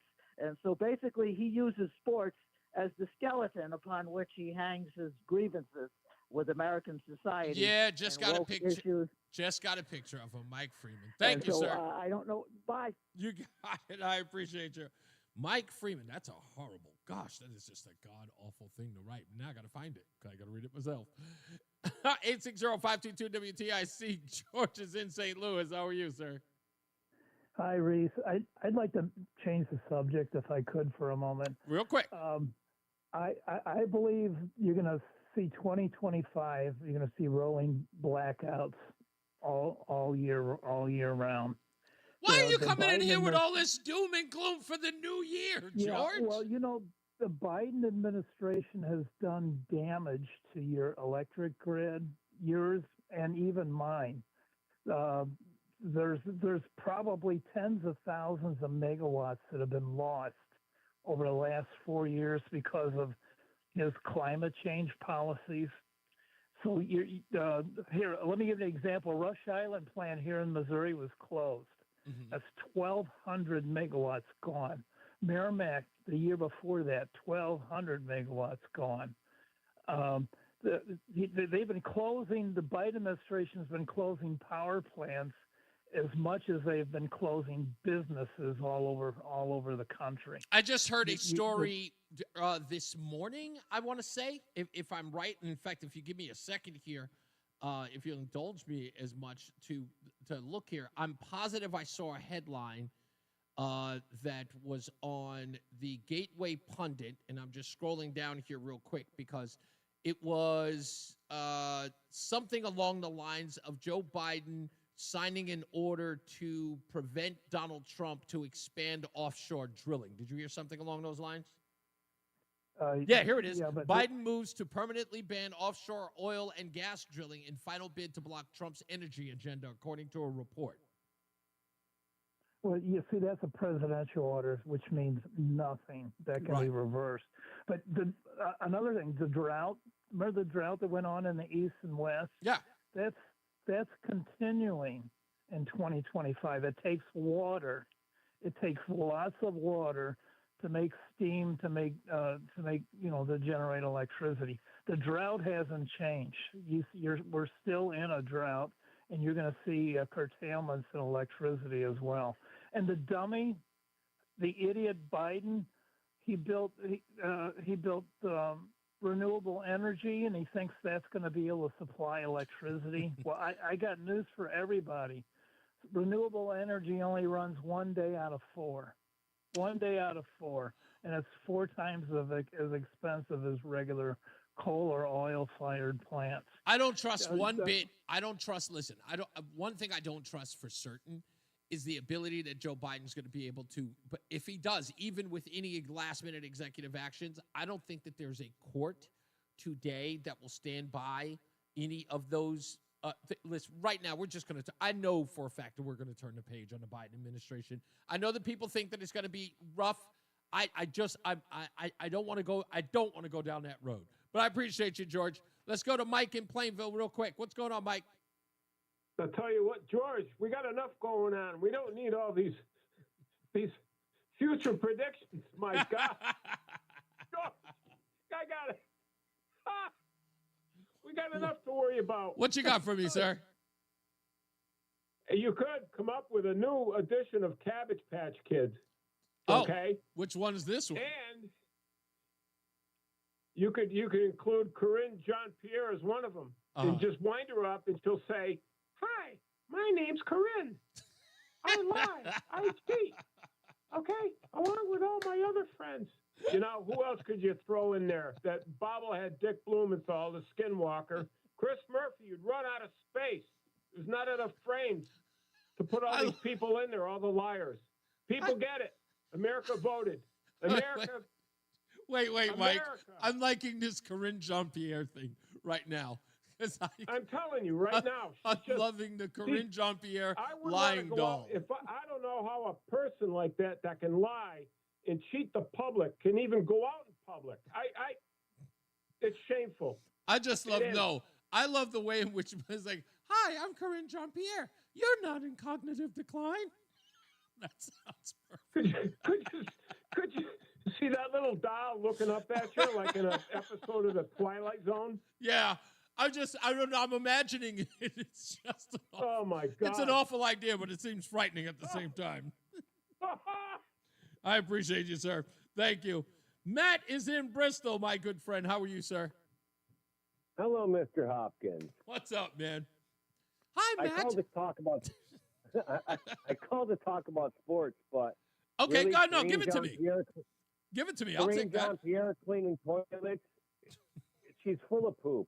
That's the last person you want clean your toilet. What did you want to say about sports? And I'm assuming you want to talk about the great divide in Connecticut between Yankee and Sox fans. I am. I know you're not a native nutmegger, but I'm going to tell you right now, the reason why you get this in Connecticut is because most people in Connecticut are fair weather fans. Ah. If you were back here during like the late 90s, everyone had a Bulls jersey. And then in the 2000s, everyone had a Cowboys jersey. Really? And then a Patriots jersey. And that's why I'm saying about what you say about our beloved Jets. You are a fair weather fan too, and shame on you. Whoa. How am I a fair weather fan for the Jets? I bash them when they are horrible, which, again, I can never, ever get from a Yankee fan. I am a true fan who can say when we suck, we suck. Yeah, but you say we suck before we even get a chance to suck. Oh, no. Hold on. Now, it would be one thing if I said they sucked and then the opposite would occur. But I said we were going to suck this year early on. How did we do, Matt? Did we suck? Yes. We always suck, but you can't say that before the season starts. Oh, I didn't know that. I'm sorry. So I should reserve it until the end of the season when I ask us that. Okay, we suck now.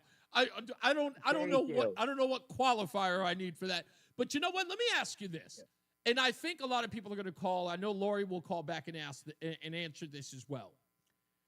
So I think that the New England issue, I think Connecticut's issue with New England, and I heard this back in 2004, that a lot of people in Connecticut are angry with Massachusetts, in particular Bob Kraft, was because he dangled the idea of the Patriots coming to Connecticut. But he did that. He didn't just dangle it. Oh, yeah. He pretty much promised. The stadium. Yeah, exactly. And it was done nothing more than to get Gillette built. He used Connecticut in such a way to get the Gillette Stadium built. And that was such a stick in the craw of New Englanders, I guess Connecticut writ large, that Connecticut had never recovered from that in a way which, and again, I can get the Patriots thing. That makes sense to me, right? If you live in Torrington, if you live in northern Connecticut, that makes sense that you're a New England fan. You can't escape it. You're too far away from New York. But I get the Hartford response. No, it was supposed to be in Hartford. Yeah. The stadium was getting built in Hartford. Yeah. Anyone that's a Patriots fan that does not come from Massachusetts is not a football fan. Right. End of story. I don't care what anyone says. But I kind of feel like that bled over to the Red Sox as well. So it was sort of like saying no Massachusetts team would ever bear our love or get our love and respect, primarily because of what Bob Kraft did with the New England Patriots. And I think that's a little unfair. No, because here's why. Because all the fair weather fans started way before the whole Gillette Stadium fiasco. Really? Do you really believe that? Yes. And think about what the most popular sport in Connecticut is women's basketball. I know. What does that show you? No. What it shows me is, look, and again, I said that. I told this story before, Matt. It was one of the weirdest things I ever witnessed in my life when I moved to Connecticut. 2004, I go to that place. I'm certain it was called the Dugout. I get there, and the place is loaded for bear. I mean, it is wall-to-wall, standing room only. People, and we heard people cheering, and I'm looking around, and I'm going, what's going on in March? Like, and I know it was March because we didn't go on air until April. And I'm looking around wondering, I'm like, what's all this screaming and hollering about? And I look up on the screen, and I'm thinking it's basketball, but then I start seeing ponytails. And I'm like, whoa, hey, what's this? This is girls basketball, and everybody's packed in here. So I say to the bartender, hey, is this normal or is something important happening? And they're going, oh, yeah, this is UConn women's, man. That's the thing here. And I'm like, oh. And my love affair with Diana Taurasi began. It began that day. I fell in love with her. She'll never know. And I'll tell you one thing. If women's basketball lost for 3-4 years in a row, that's it. You'd never see another jersey. No one would care anymore. It's fair weather fans. That's all. Most of Connecticut is fair weather fans. That is sad because I will tell you, I get the impression that that's the most important thing in the state. And I try not to, but people are going to probably tell me, Reese, it is. But I kind of feel like UConn is anything and everything to do with Connecticut. Like, if it's not UConn, it's nothing. And it used to be UConn men's. But then when they started dropping off, it became UConn's women. And, I'm telling whoever's winning is who people are rooting for. That's the way Connecticut is. So, drives me insane, more than likely, Connecticut, if the Yankees do well next year. I didn't see a lot of that sentiment this year during the World Series with Connecticut. It didn't seem like people cared all that much about the Yankees going to the World Series. It takes normally like a dynasty. They got to do good for a couple years, then you start seeing all the merch. Yeah. All right. I don't know. Again, like I said, I think that, first of all, it's New England. Again, it's Connecticut. I think that people should be Boston fans. Again, it's just one of those things. But, you can't, I don't know. You just have to understand that some people, I guess fair weather is, I don't know. I'm confused and conflicted at thinking that Connecticut fans are fair weather, but I'm sure they're going to let me know when they call in on the phone. I'm going to get some hate mail right now. Ready? All right, buddy. Thank you. Let's get another check of the traffic. Mark Christopher's in the BPS Traffic Center. Fair weather fans in Boston. I mean, in Hartford, Mark. That's what they say about the sports teams here. That's weird. You know what? I'm not going to argue that. Really? Oh, we may have to get into this discussion. Yeah, you're right. I might have to. Wow. I might regret saying what I said, but yeah. Wow. Yeah. What are you going to do? Yeah, exactly. Hey, if you're heading into downtown Hartford right now, that's false. Slow traffic 46. What, you think that they're not fair weather here? Looks good. Absolutely not. Farmington. So, but wait a minute. Perfect example. Hartford Whalers. They ain't been here in I understand that. Up in the winter 291. Yeah. And UConn women, they'll never not be UConn women fans. I don't care how many years they get behind. They wouldn't. These are like there's die-hard Quiet Middletown UConn women basketball fans. Yeah. Westbound slightly. No, they're not going anywhere. No, I think the UConn women's Boston thing. Road. And that, like I said, that phenomenon on the southbound side of 91 today was just North as Haven heightened down as New Haven, 2004. Like south, I a little bit slow. Even when I started here, I was like, "Damn, that UConn women thing, that's going nowhere." We're seeing some delays now on the northbound side of the Wilbur. Yeah, they're heavy. Between exits 63 and 64, North Haven up into Wallingford. Traffic and weather together on the 8's WTIC News Talk 1080. WTIC weather. Tonight, a snow shower this evening, otherwise partly cloudy, windy and cold, the low down to 29. On Friday, sunny to partly cloudy, breezy and cold, the high 39, going to feel like upper 20s and low 30s with the strong west-southwest winds. Windy and colder Saturday with clouds and sun, the high 31, going to feel like it's way down in the 20s at best. I'm meteorologist Jason Caterina in the WTIC Weather Center. Follow WTIC News Talk 1080. Don't miss out on important updates in Connecticut. From breaking need-to-know news, weather alerts, and more. Follow WTIC News Talk 1080 on the Odyssey app now. WTIC is 99 and throwing a year-long celebration to 100 years on the air. This is WTIC and WTIC FM HD2 Hartford. Always live on the free Odyssey app. 37 degrees, 5 o'clock. I'm Dave Mager, WTIC 1080 News. Wind advisory in effect until 10 tonight. Eversource reports about 500 outages. The FBI now says it believes the man who attacked Bourbon Street New Year's morning with a pickup truck acted alone. U.S. Army veteran Shamsuddin Jabbar plowed that truck into pedestrians, killing at least 14. Officers also found 2 explosive devices on the street, according to the FBI's Christopher Rea. Both devices were rendered safe on scene. We did obtain surveillance footage showing Jabbar placing the devices where they were found. Reyes says they're looking into several cell phones and laptops left by the suspect. Bourbon Street has reopened, and the rescheduled Sugar Bowl game at the Superdome is being played.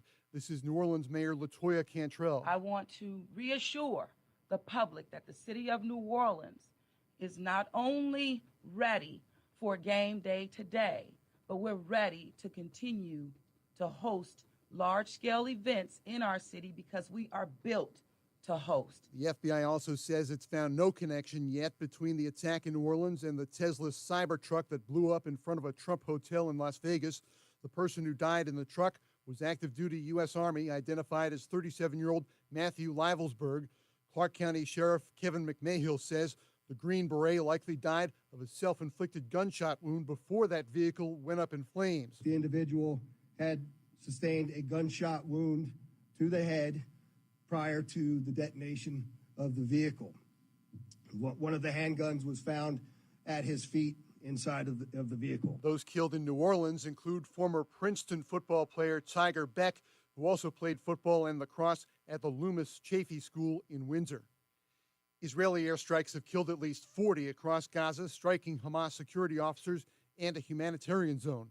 CBS's Linda Gradstein has more. The Hamas-run Al-Aqsa TV said that the tent belonging to the Hamas chief of police, Mahmoud Salah, was targeted in an Israeli airstrike in the Mawasi Safe area in southern Gaza. They said his deputy was also killed, as were women and children. The Israeli army said it is investigating the incident.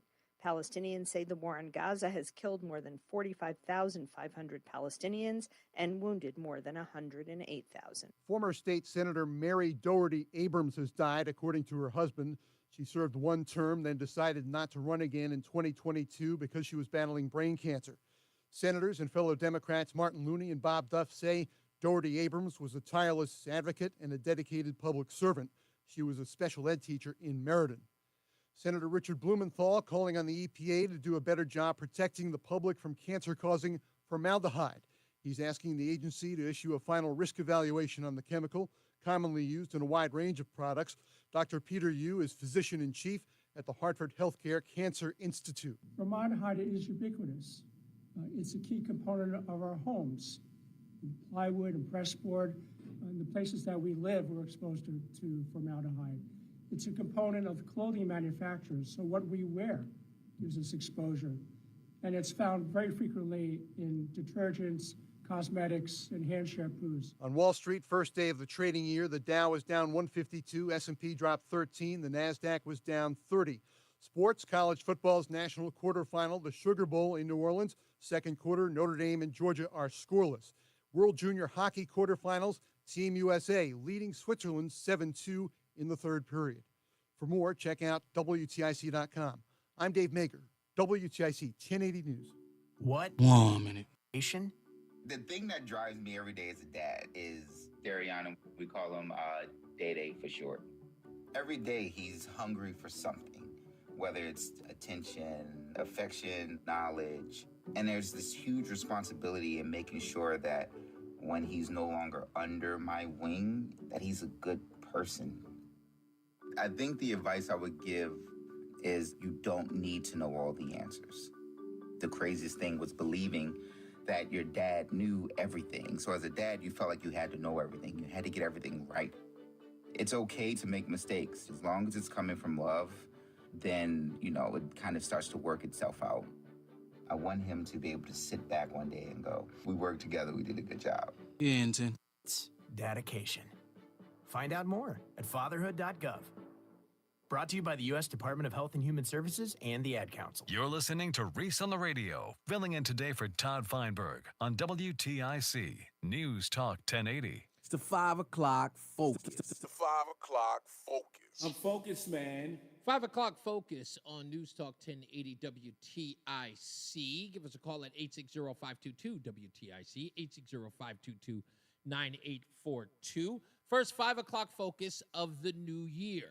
I was reading this article the other day, and I thought this was already settled. But we live in a world where the standards keep getting lowered more and more each, year, where the ability to govern, accountability has been sort of moved out of the conversation for young people or any people at any given time. So when I saw this article, I was like, didn't we discuss this already?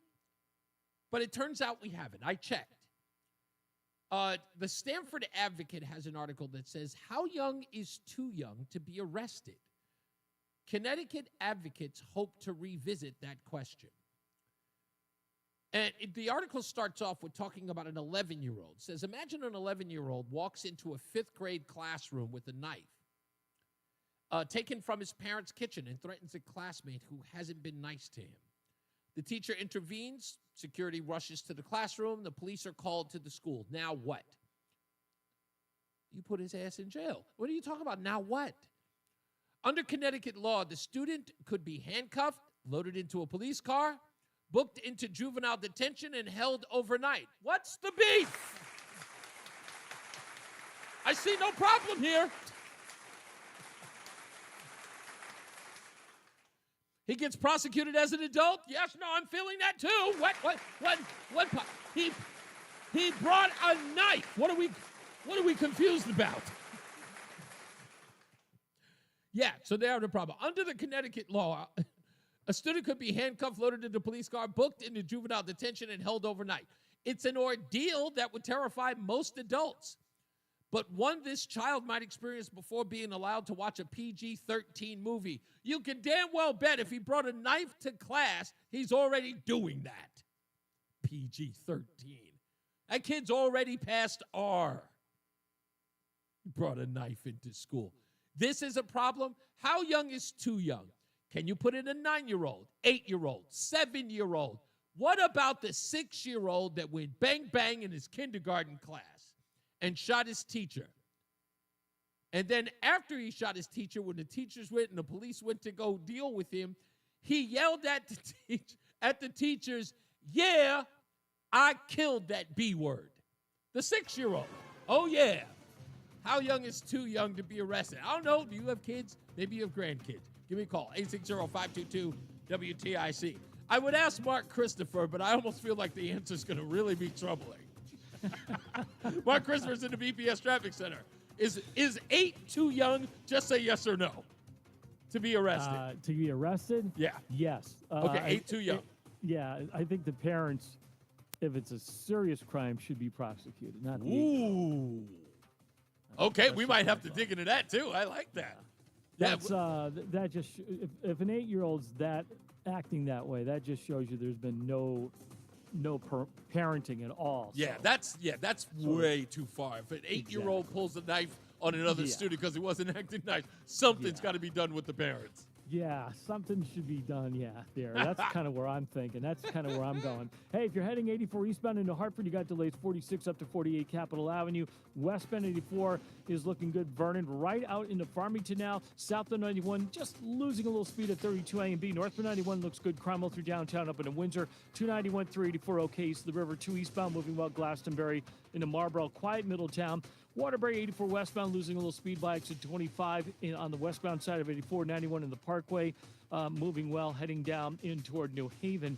Now, if you're traveling on the northbound side of the Parkway, look for some slow traffic now as you move between exits 63 and 64. Also, a little slow traffic now as you approach 63 in North Haven on the southbound side of the Parkway, so there could be something going on there. And if you're traveling 95 southbound in New Haven, a little tight as you move down by exit 44 down to 43 in West Haven. Traffic and weather together on the 8's WTIC News Talk 1080. WTIC weather. A snow shower this evening and partly cloudy late, windy and cold, the low 29. Sunny to partly cloudy, breezy and cold Friday, the high 39. It's going to feel like upper 20s and low 30s at times with a strong west-southwest wind. Saturday, still windy and cold, a mix of clouds and sun, the high 33. So upper teens and low 20s, what it'll feel like much of the day. Sunday, very similar. We'll have the low clouds lingering, windy and cold, the high of 33. Right now, Waterbury at 36, Danbury 37, Bridgeport 39, Hartford's also at 39. I'm meteorologist Jason Caterina in the WTIC Weather Center. Eggland's Best, the only eggs with more fresh and delicious taste, plus superior nutrition, available in so many delicious varieties, classic, cage-free, organic, free-range, and pasture-raised. Eggland's Best, better taste, better nutrition, better eggs. Life is uncertain, but Columbia Dental celebrates the new year with a resolution you can count on. Quality dental guarantee in 1 day, same day, 7 days a week. No need to take time off from work because your dental health shouldn't have to wait till Monday morning. Visit ColumbiaDental.com. If Ernest Hemingway was alive today, would he say this to you? Shakespeare, Mark Twain, Edgar Allan Poe, all great writers. And after reading your book, I simply must add you to the list. Wait, you don't have a book yet, so make a free call to Page Publishing. Turn your book idea into publishing gold. 800-215-6818. 800-215-6818. That's 800-215-6818. There's a price war in the insurance business, and you may be paying too much. Call the Term Lifeline right now and see if you can save 40%. $500,000 plans and up, that's our specialty. Even great smokers' rates. Protect your family today. Call the Term Lifeline right now for a free quote. 866-549-TERM. 866-549-TERM. 866-549-TERM. 1 minute. The year you get started on your next success with the University of Maryland Global Campus. An accredited state university, UMGC is a school for real life, helping working adults like you learn the skills you need for the career you want. Choose from more than 135 degrees and certificates in career-relevant fields and earn up to 90 credits toward a bachelor's for prior learning and life and work experience. Or transfer up to 12 credits toward a master's. We offer scholarships, affordable tuition, and online and hybrid classes, all with the support you need from your first day to graduation day and beyond. Get a head start on your goals in the new year. Now is the perfect time to take the next step in your life and education at University of Maryland Global Campus. Apply. And 10. No application fee. Undergraduate and most graduate courses start January 8th. Learn more at umgc.edu. That's umgc.edu. Certified to operate in Virginia by Chev. It's the 5 o'clock focus. It's the 5 o'clock focus. I'm focused, man. We're back. It's Reese on the radio, News Talk 1080 WTIC. 5 o'clock focus, 860-522-WTIC, 860-522-9842. Christina Quaranta. I know I'm pronouncing her name poorly. She's one of these people. How do I describe it? She's with Connecticut Justice Alliance. I don't know if anybody out there who knows her it might be listening to the program. If you are, I don't understand this. This is a big deal to me. And forgive me while I rant a little bit, okay? I wanted very badly to talk to this woman about this article in the Stanford Advocate. But when you go to find out to these people, and I don't understand, and I'm going to say this, Mark in West Hartford, you may have to help me with this too. Let me tell you something. Do you know when an organization that is fighting for some leftist, Marxist, communist cause, when they don't have a telephone number, that should be your first red flag. When they put up a website and you go to the contact us part, and they've got an email and not a telephone number, I always ask one simple question. What are you people hiding from? What are you hiding from? Why are you in the darkness? What are you in the shadows for? Have a telephone number. Even I've got a telephone number. If you go to reasonoradio.com right now, you can find a telephone number to contact me. Telephone numbers there everywhere. It's my DC number. You can call it. It's right there. You can leave me a message. I check it every day. Or you can call me, and when I'm sitting here, I'll even hear it ring. You can call it. I'm not in the dark. I'm not hiding. But these people are hiding. And this article about whether or not, the Stanford Advocate, listen to how they place this. Others argue that arrest is an important law enforcement tool, even when it comes to young children, and is necessary in serious situations. Debate about young children being arrested isn't merely hypothetical. During a single week this fall, they're talking about this past year, this fall, an 11-year-old boy in Shelton, a 13-year-old girl in Bridgeport, and a 13-year-old girl in Ansonia were all arrested after making verbal threats on social media. State data shows that 811 children under the age of 14 were arrested in Connecticut during 2023. And that's up from 746 in 2022. The issue of age and arrest has come before the state legislature before, including in 2021, when lawmakers raised the state's minimum age of arrest from 7 to 10, and could rise again during the upcoming session that starts on the 8th. Quote, I think the existing law is way too young for kids to be arrested, said Rep. Anthony Nolan. He's in New London, by the way. It doesn't mean they shouldn't get in trouble. It just means I don't think they should be arrested. It doesn't mean they shouldn't get into trouble. They are already in trouble. Anthony, what you're talking about are consequences. That's what you're talking about. Don't be confused. Trouble is what they got themselves into. Consequences is the conversation we're having. Do you think there should be consequences? You're using the whole arrest thing because you don't like the imagery of seeing that young kid put in handcuffs and put in the back of a patrol car. That looks bad. You don't like the optics. Well, what should it be? Should it be a stern talking to? Should we wag our fingers? You know better. That's a bad thing. Should we put them in a corner for a timeout? You almost stabbed a boy. Go stand in the corner. Is that the way that we should handle it? Knock it off. Negative effects for the child. How about the victim, stupid? For those who favor a higher minimum age of arrest, there's something fundamentally unfair about prosecuting kids too young to fully understand their circumstances. What? I'll read that again. If you were confused, it's because I was too. For those who favor a higher minimum age of arrest, there's something fundamentally unfair about prosecuting kids too young to fully understand their circumstances. So are we saying that every young kid that is getting arrested has the same circumstances? Oh, research. Research has found children under the age of 15 lack the maturity expected of adults in the justice system, manifesting a level of impairment consistent with that of persons found incompetent to stand trial. So they're saying that this violent reaction is that of a mentally impaired person. So are we suggesting that these children don't know any better? That they're mentally ill or incapable? That special needs? Is that possible?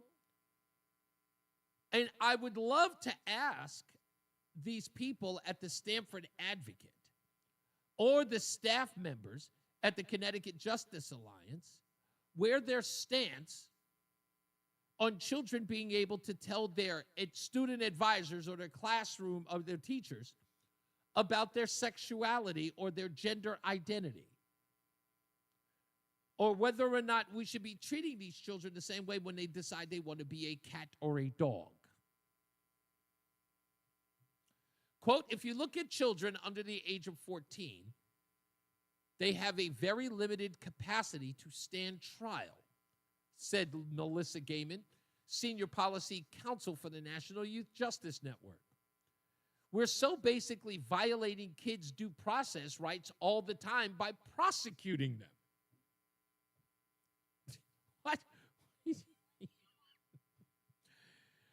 Gaiman additionally notes that kids may be subject to physical or sexual violence while being held, and that being a juvenile detention facility at a young age can have a negative long-term effects on a child's mental health.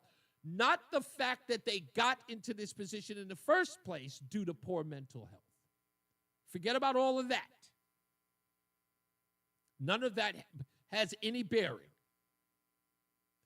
And yet, according to a tracker maintained by the National Youth Justice Network, 24 states have no minimum age of arrest, meaning police can theoretically cuff, detain, and book those too young to attend school if they choose to do so. We've never had that situation, but if they wanted to, they could. That's what they're concerned about. The mental well-being of the person once they get arrested, not what led them to commit the crime in the first place. We don't need to talk about that mental health issue. Just the damage of being arrested, because that's where the danger is.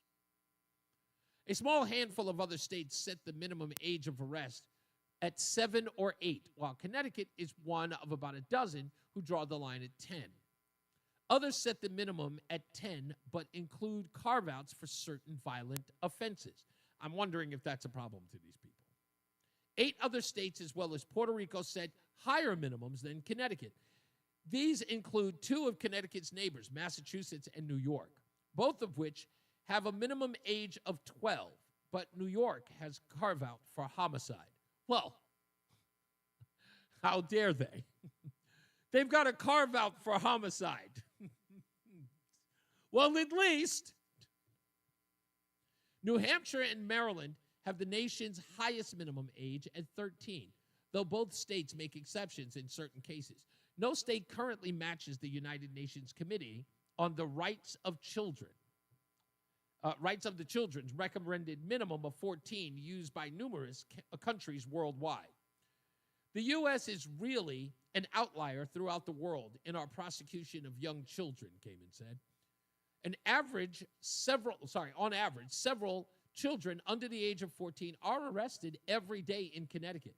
The state's 2023 stats show that just under a third of these arrests involve assault and crimes against another person, while a similar number involved in property crimes. Most of the rest involve minor offenses such as disorderly conduct. Now, I don't know whether or not you need to put a kid behind, in the back of a paddy wagon, but a police vehicle, yeah, you cuff them in the front. You don't need to put it behind their backs if it's a disorderly conduct thing. Let the kid go out like they do, a respected member of the community. They drape their jacket over their arms so they don't see the cuffs. Whatever. Unlike the 2023 stats, the state's 2022 crime report includes a detailed breakdown of arrests by age. According to those numbers, law enforcement that year in Connecticut were arrested. Listen to these numbers, I should say. There were 433 kids in 2023, age 13, 219 at age 12, 79 at 11, 12 at 10, and 3 under the age of 10. 3 kids under the... They should actually break down what those crimes were for at least the kids under 10. Well, maybe even the 10 and below. Like, what were the level of those crimes? But I'm trying to figure out, why aren't these people coming forward with a telephone number? This woman, Christina Quaranta, is that her name? She is the executive director. Oh, and she describes herself, ladies and gentlemen, as she, her. Congratulations, dear. I'm happy to know that you are a female, a human female. Congratulations to you. I know there's a lot of confusion out there. But she is the executive director of the Connecticut Justice Alliance, a youth-adult partnership, never a good one, in public policy and advocacy organization located in Connecticut.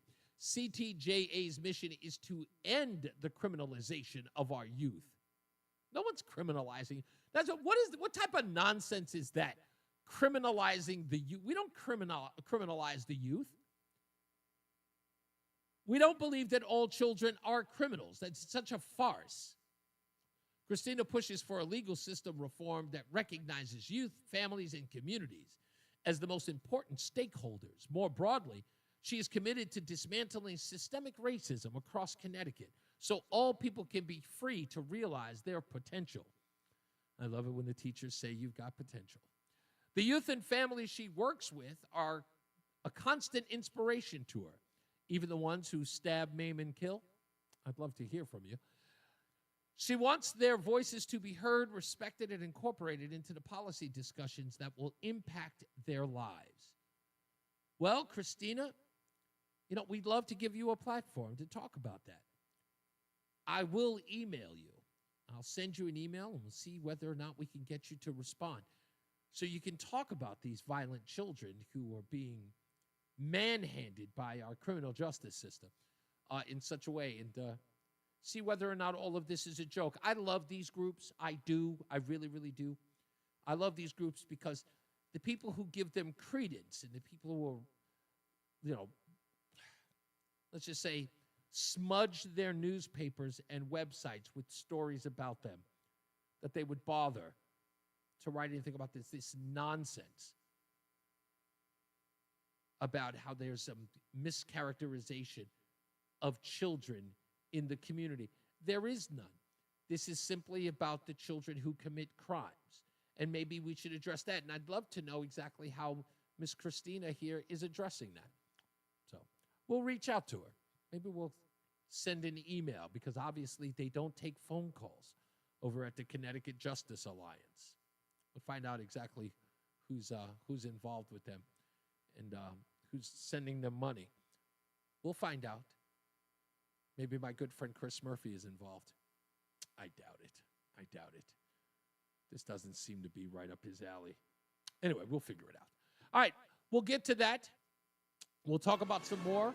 We'll get to our news and our views and wrap this puppy up when we can. Let's get another check of the traffic with Mark Christopher at the BPS Traffic Center. All right, Reese, thank you very much. Good afternoon. If you are heading into the Hartford area on the eastbound side of 84, just a slight slowdown, 46 into the tunnel. Westbound 84 looks real good. Vernon out into Farmington. Both sides of 91 moving well. Cromwell up into Winterlocks. 291 through 84, no issues east of the river. 2 eastbound moving well. Glastonbury into Marlboro. Real good ride through Middletown, 9 in the Irrigotti Bridge. Nothing slowing you down through Waterbury, 84 and 8. We do see some delays, though, northbound on the Parkway approaching 61 up to between exits 63 and 64, right near the North Haven Rest area, heavy up to that point. Also, some rubbernecking delays southbound on the Parkway as you approach the North Haven Rest area, so that tells me there's some sort of issue there that's slowing you down. 95 southbound, you've got delays in New Haven 46 down to exit 44 in New Haven. Traffic and weather together on the 8s. WTIC News Talk 1080. WTIC weather.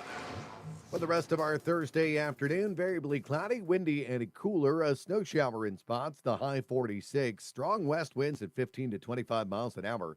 Tonight, there'll be a snow shower this evening, then partly cloudy, windy, and cold, the low 29. Friday, sunny to partly cloudy, breezy and cold, the high 39. Will feel like upper 20s and low 30s at best, with those strong west-southwest winds still at 10 to 20 miles an hour. Saturday, windy and colder with a mix of clouds and sun. The high 31, going to feel like it's in the lower 20s at best much of the day. Now on Sunday, low clouds, a windy and cold day with the high of 33. Mainly cloudy Monday, the high of 30. Then Tuesday, windy with a mix of clouds and sunshine, the high of 31. Wednesday, the clouds give way to some sun, breezy and cold, the high of 30. I'm meteorologist Jason Caterina in the WTIC Weather Center. Need good tech advice? Must be a computer error. Tune into the Gold.com award-winning Computer Talk with Tab, Saturday mornings 9 to 11 on WTIC News Talk 1080. God, I love technology. Eric Semmel and Dennis Howland of Tab Computer Systems will keep you updated with tech news you can use and answer your technology questions live on the air. Miss a program? Be sure to subscribe to the podcast and tune in from anywhere via the Odyssey app. Computer Talk with Tab, Saturday mornings on WTIC News Talk 1080. And now, a WTIC news update. 36 degrees at 5:30. I'm Dave Mager, WTIC 1080 News. Wind advisory in effect. Eversource reports about 600 outages. Investigators in New Orleans now believe the Army vet who attacked Bourbon Street New Year's morning acted alone. CBS News special report. The Sugar Bowl is underway in New Orleans, a day after the deadly truck attack on Bourbon Street. The game was preceded by a moment of silence for the victims. President Biden provided an update on the investigation into the attack. CBS's Linda Kenyon has details. The president says this much is clear about the attack in New Orleans. No information. We have no information that anyone else was involved in the attack. That attack killed 15 people, including the driver of the car that rammed into pedestrians. In addition, Biden says there is no indication of any connection between that attack and the Cybertruck explosion in Las Vegas that killed the driver. CBS's Katie Weiss has more. Investigators called the actions of Shamsuddin Jabbar an act of terror, saying the U.S. citizen and Army veteran proclaimed his support for ISIS in several videos he posted shortly before the attack. The FBI says Jabbar had planted 2 improvised explosive devices on Bourbon Street and had remote detonators for them.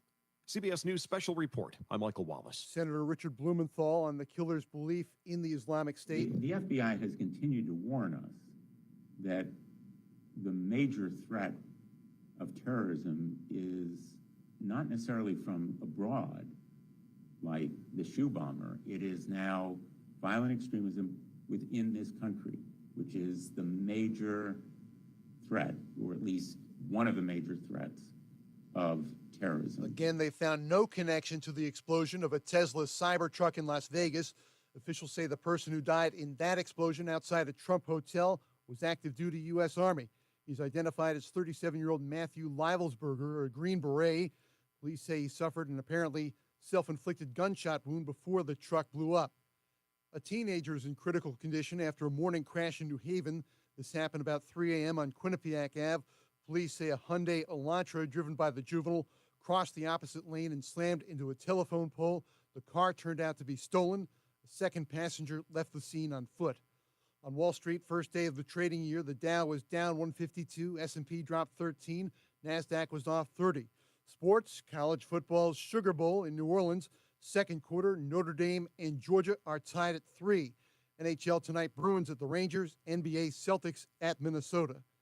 For more, check out WTIC.com.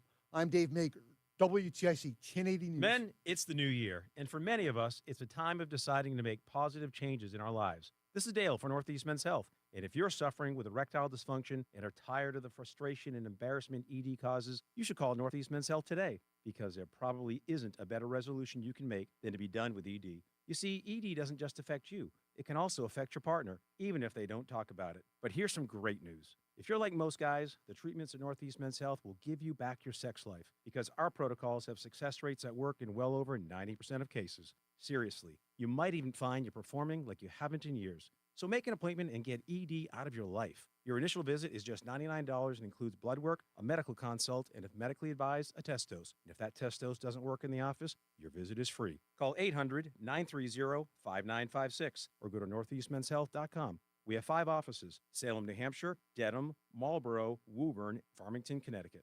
Northeast Men's Health, a Promedic restorative health practice. Wesley Financial Group is not a law firm. If you own a timeshare, don't miss this public service announcement from Chuck McDowell, founder of Wesley Financial Group. If you receive an unsolicited phone call or mail piece to discuss selling, renting, or especially canceling your timeshare, don't fall for it. If you really want out of your timeshare, hang the phone up immediately or throw that mail piece in the trash and contact your timeshare resort or Wesley Financial Group for assistance with your timeshare. As the only Inc. 500 timeshare cancellation company, our knowledge, experience, and results has made Wesley a trusted resource for over 40,000 families we've helped get out of their timeshare. Give us a call, and I'll send you our timeshare exit information kit free with the straight facts about your timeshare and all of your options for cancellation. Call for your free info kit, 800-329-2121, 800-329-2121, 800-329-2121. The Odyssey app lets you jump back to the moments you missed from WTIC News Talk 1080. Download the free Odyssey app, search WTIC News Talk 1080, and tap earlier today to get started. Are we back? We're back already. It's Reese on the radio on NewsTalk 1080 WTIC. Yep, we back. I didn't know that we were back that fast. You didn't give me a I heads up. I was running back to get back in. I was running back to get back in. Oh, it's time for my favorite part.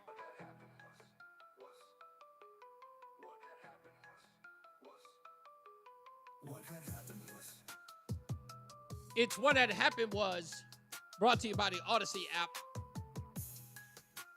Just download the Odyssey app immediately so you can get Reese on the radio, as well as Tom Shattuck and Brian and company, and of course all of our wonderful broadcast partners across the fruited plain.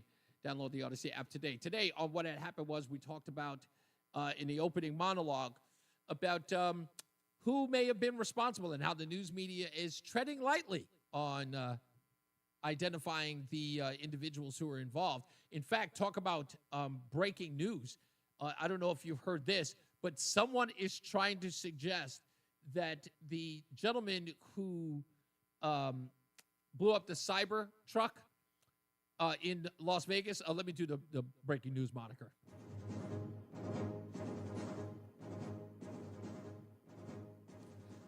They're saying that his uncle is coming forward and saying, oh, he was a Trump supporter. Oh, no, he was a Trump supporter. And someone in the comments responded by saying, so after Trump wins the election, the guy goes, I can't live anymore? Okay, sure enough.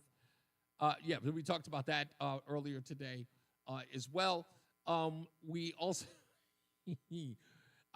talked with plenty of people talking about the gentleman in the military and whether or not there is something going on inside our military in general that is causing some of this response. The people who are willing to destroy their lives because of their hatred for Donald Trump and the MAGA movement. We also spoke to Rob McGreevy of the Daily Caller on the prospects for Corinne Jean-Pierre and whether or not she's going to land a job at MSNBC or anywhere else for that matter. As you already know, I have an idea for her, and that is for her to write a book called The Devil Made Me Do It, How the White Man Forced Me to Lie to America. That's exactly what the title should be. The Devil Made Me Do It, How the White Man Made Me Lie to America. That should be Corinne Jean-Pierre's title. Now let's get another check of our traffic with Mark Christopher in the BPS Traffic Center. You would buy that book, Mark, right? Corinne Jean-Pierre? If she told all the secrets of the White House? Sure. Oh, I would love that. How do you not buy it? Yeah, you got to buy it. Are you kidding? In this election? I'll tell you, standing outside the White House is one of the most powerful things I've ever experienced in my life. Couldn't agree more. Yeah, it's just like, you're like, holy crap, that's the White House. That's where it's done, right? Yeah, and I mean, I've never been inside the fences there. I mean, I know you can get a tour there, but man, it's a pretty awesome experience standing outside the White House. Hey, if you're heading into Hartford right now, really not much going on the roads. It looks good. Both sides of 84 moving well. Farmington to Vernon, 91 southbound, a little tap of the brakes at 32 A and B. Northbound 91 moving well. Middletown up into Windsor. 291 through 84 okay. 2 eastbound moving well. Glastonbury to Marlboro. Quiet Middletown. Quiet Waterbury 84 and 8. We do have a crash down northbound Parkway. It's right on the North Haven-Wallingford line between 63 and 64. Right lane is shut down there. You've got delays approaching exit 60 behind that. If you're traveling into New Haven, 95 southbound, just a little tight as you move down by exit 44 in New Haven. Traffic and weather together on the 8's WTIC News Talk 1080. WTIC weather. Watch for a snow shower in spots this evening, then partly cloudy, windy, and cold late. The low down to 29. Sunny to partly cloudy, breezy Friday. It's going to feel much colder than that high of 39 with the strong breeze all day. Saturday, windy, a mix of clouds and sun, colder, the high 33. Then Sunday, another windy and cold day with the high back to 33. Right now, it's 34 in Waterbury, New Haven at 41, Hartford at 39. I'm meteorologist Jason Caterina in the WTIC Weather Center. Columbia Implant Center introduces AI technology to our multi-specialty practice and digital lab. We fabricate teeth replacement with efficiency, quality, and accuracy. 1 day, same day, 7 days. Call 860-730-6020 or visit ColumbiaImplantCenter.com. Coverage varies by plan. View contracts and exclusions at EnduranceWarranty.com. Auto repair bills are through the roof. $3,000 to replace the transmission. $4,000 for a blown engine. And if your manufacturer's warranty is expired, you'll have to cover it all out of pocket. You need an Endurance Auto Protection Plan. No matter what the mileage, if your car is under 20 years old, Endurance can get you covered on the engine, electrical system, transmission, AC, drivetrain, and more. Endurance has plans for any budget. Repairs can be done at the certified mechanic of your choice, and they're paid directly with no middleman. Plans cover 24/7 roadside assistance, towing, battery jumps, fuel deliveries, tire changes, lockout services, and a 30-day money-back guarantee. Act now and get our elite benefits, including complete tire care and key fob replacement. A $2,000 value at no extra cost. With Endurance, you could never pay for covered auto repairs again, so call now for your free quote. Call 800-380-9012. 800-380-9012. Again, that's 800-380-9012. Hey everyone, it's Ted from Consumer Cellular, the guy in the orange sweater, and this is your wake-up call. If you're paying too much for wireless service, you don't have to keep having that nightmare. Consumer Cellular has the same fast, reliable coverage as the leading carriers. Hold on a minute. And for a limited time, new customers receive their second month free when they sign up and use promo code SECONDFREE by January 26th. So why keep spending more than you have to? Seriously, wake up and call 1-888-FREEDOM or visit consumercellular.com. Taxes, fees, and other third-party charges will apply. See website for additional details. You know, as they say, one person's personal information is another person's treasure. Exactly. That's why I use NordVPN every time I surf the web. Features like Threat Protection Pro's safeguard devices from phishing websites and disable intrusive ads. Just check NordVPN.com, grab the deal, and see for yourself. NordVPN. Cybersecurity built for every day. What's up, everybody? You know who it is. You know who it is. You know who it is. It's Reese on the radio. Frederick Douglass of the 21st century. It's WTIC News Talk 1080. If you send an email to Christina, this young lady, Quatara, I know I'm butchering her name. I don't mean to do it. I swear to you, I don't mean to do it. How do I? Yeah, Quaranta is her name. She's going to be out of the office until May. She actually leaves a telephone number for you to, like, you get it when you send her emails, it kicks it right back to you with an automatic response. And she gives a telephone number, and her voicemail says she's not going to be in the office until May of 2025. Like, what kind of operation are these people running here? Is this another grift? I got to I got to get the bottom of this. I've already done away with Black Lives Matter 860. I don't know what they're doing now. Apparently, that's turned into nothing more than a bullying campaign to say obnoxious things on Twitter. That's not even a real deal anymore. So we put an end to that. Do we have to go after this group too? Are we just going to have to abolish the grifters? Are we just going to have to dismantle them? It sounds like that's going to have to be the deal. Sounds like that's the problem. It's actually quite annoying. It's sad to have to look at this stuff. So, again, she's got no response anywhere, and you get a kickback email with her telephone number, and her voicemail says she's out until May. Great job, kid. Hey, if you get arrested and you're 10, maybe 11 years old, the one group that has been put together or organized to protect you won't be available until May.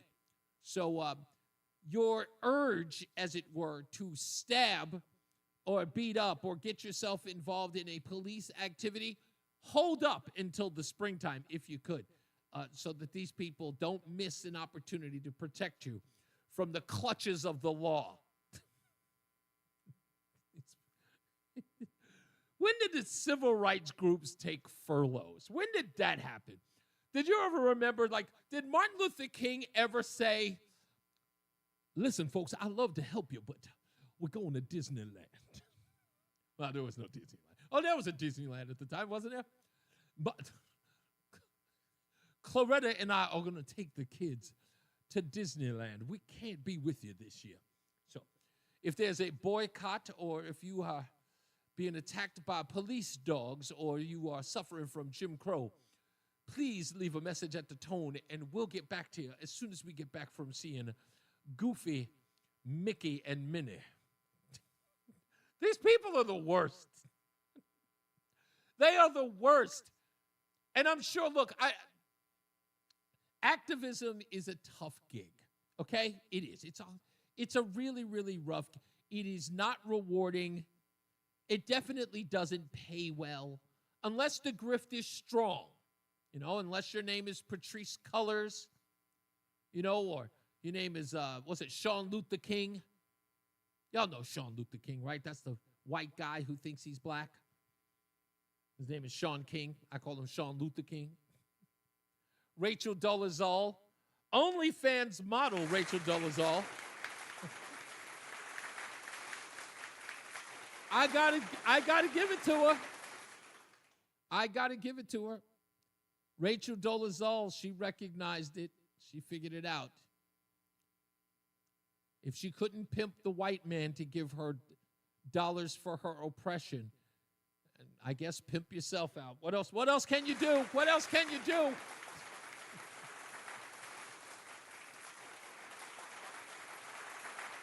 Let's read some of the comments. Some places, age of reason, Lori says, is defined by the following: 7 years of age, at which age a person is morally liable for the sins he or she commits. Captooth says, I was at first night in Hartford, and a kid in front of me, probably about 14 years old, has a sweatshirt on that says, from the river to the sea, Palestine. And back in my day, that boy would have gotten beaten. Probably. Lori also writes, age of reason means that the age in which a person legally is capable of committing a crime, or tort, as she or he can distinguish right from wrong. The age of reason varies from jurisdiction to jurisdiction. Normally, 7 years is usually the age below which a child is conclusively presumed not to have committed a crime or tort. And 14 years is usually the age below which a rebuttable presumption applies.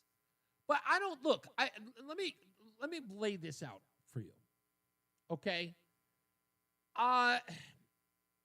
And I'm going to sound like I'm being like I'm trying to be funny here. I'm not.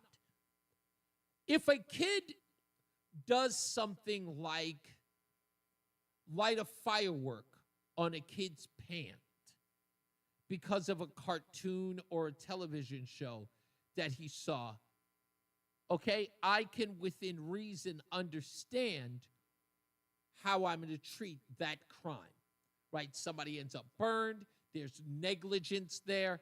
Can I determine it criminally negligent? Sure.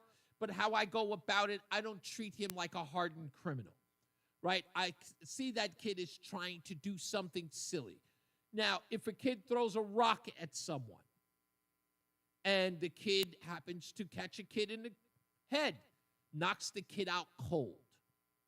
In some cases, a kid could be struck in a way that kills him. Any person for that matter. I can look at that as criminally negligent. And that makes sense. A child can do something like throw a rock and try. I've had a rock thrown at me several times by a kid. It happens. It does. Kids are like that. Kid doesn't know any better. That's not the kind of crime I'm talking about. The case where the kid comes in with a knife because they're being treated badly, everyone knows what the knife does. And if the knife is used, let's say the kid has no intention of stabbing the kid, and he uses it, as to threaten, then I don't say that you treat it as if the kid was going to stab. I believe you treat it that way if you get the kid trying to stab, if not stabbing the child.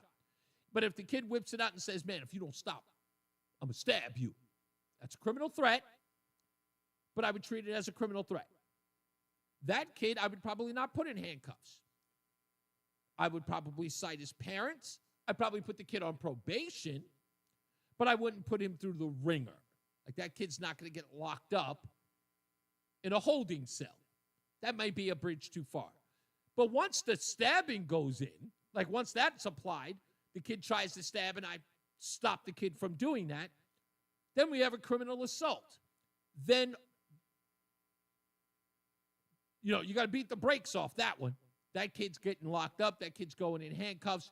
That kid, there's criminal intent here. Not criminal mischief. There's criminal intent. That kid you got to lock up. That kid you got to put in restraints.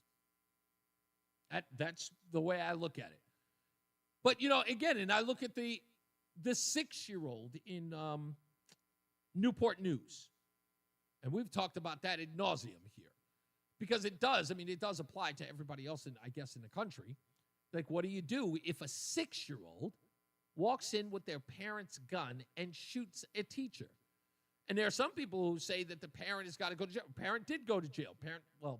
She went to jail. They tried to avoid that woman going to jail because she's a woman of color. And they did everything to keep that woman out of jail. They were trying to put her on probation, trying to keep her from ever having a gun again, taking away her gun privileges, whatever the case may have been. They tried everything. But that woman kept coming in testing positive for cocaine. They had no choice but to put that woman behind bars. The kid, you can't do anything with a 6-year-old who pulls out a gun and shoots a teacher. Unfortunately, because I don't care who you are or how pro-arrest you are for a kid who pulls a crime like that, they're never going to lock him up. They're just never going to do it. And the kid is now living, I believe, with the mother's father. If you remember that story, I found this odd. If you remember that story in the beginning, we heard that the boy had developmental issues, or let's just say behavioral issues. Let's call it that. The kid had behavioral issues, and his issues caused his parents to be in class with him regularly. And the day of the shooting, neither parent could be there. So we were under the impression that this 6-year-old had a mother and father in his life. Now the mother is in jail. The child is with the mother's father. No mention of the husband or the father of the child. No one's even mentioned it. Nobody in the news media even bothered to ask. And for obvious reasons. The black father, you know the story. You know it. So they never brought it up. And now all of a sudden the kid is, But I've got to say, if the police come in after the teacher is being medevaced out, and you walk in on the kid to find out what led him to shoot his teacher, and the kid responds by saying, yeah, I shot that B word dead, celebrating it, I don't know if you can just bring him back home with a stern talking to. I don't think you could do that. Like, who would? You have to put that kid in juvie somewhere. And let me put, I have to make sure I mention this as well. This we cannot forget. This happened as the child is 6 years old in kindergarten. Red flag. But in first grade. My mistake. I want to report that accurately. 6 years old in the first grade. But when the kid was in kindergarten in the same school a year earlier, when the child was 5, there is a report in the kid's file that said that the kid had to be restrained because he put a teacher in the sleeper hold. Again, in the sleeper hold. Yammed him right up. A teacher that said, yeah, you're going to sleep, the kid alleges to have said. You're going to sleep. So how do you not put that kid in juvie after he shoots a teacher? How do you not? How do you not? Commentary says, hey, you see the clip of Biden? He's got to get the damn thing done because the Sugar Bowl is about to start. I can't mess around with this guy. I'm trying to avoid Biden like the plague. I'm pretending he's already left office, commentary. Like right now, I'm believing that between now and the 20th, there is a presidential hiatus. There's like the office is closed for renovations, and we'll see you on the 20th at noon. I'm just treating it like that. Closed for renovation. You know how when you drive up to like your favorite store, whatever it is, and they said we're closed for renovation. That's all it is. White House closed for renovations. I won't even watch Corinne Jean-Pierre for that matter.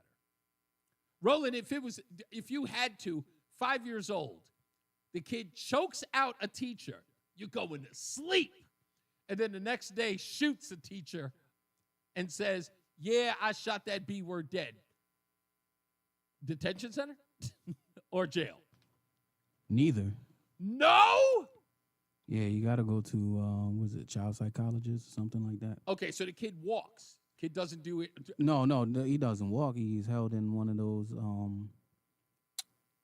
not crazy houses, but. Oh, you're talking about a mental institution. Yeah, mental institution, but not with like, the real crazy. Yeah, no, people.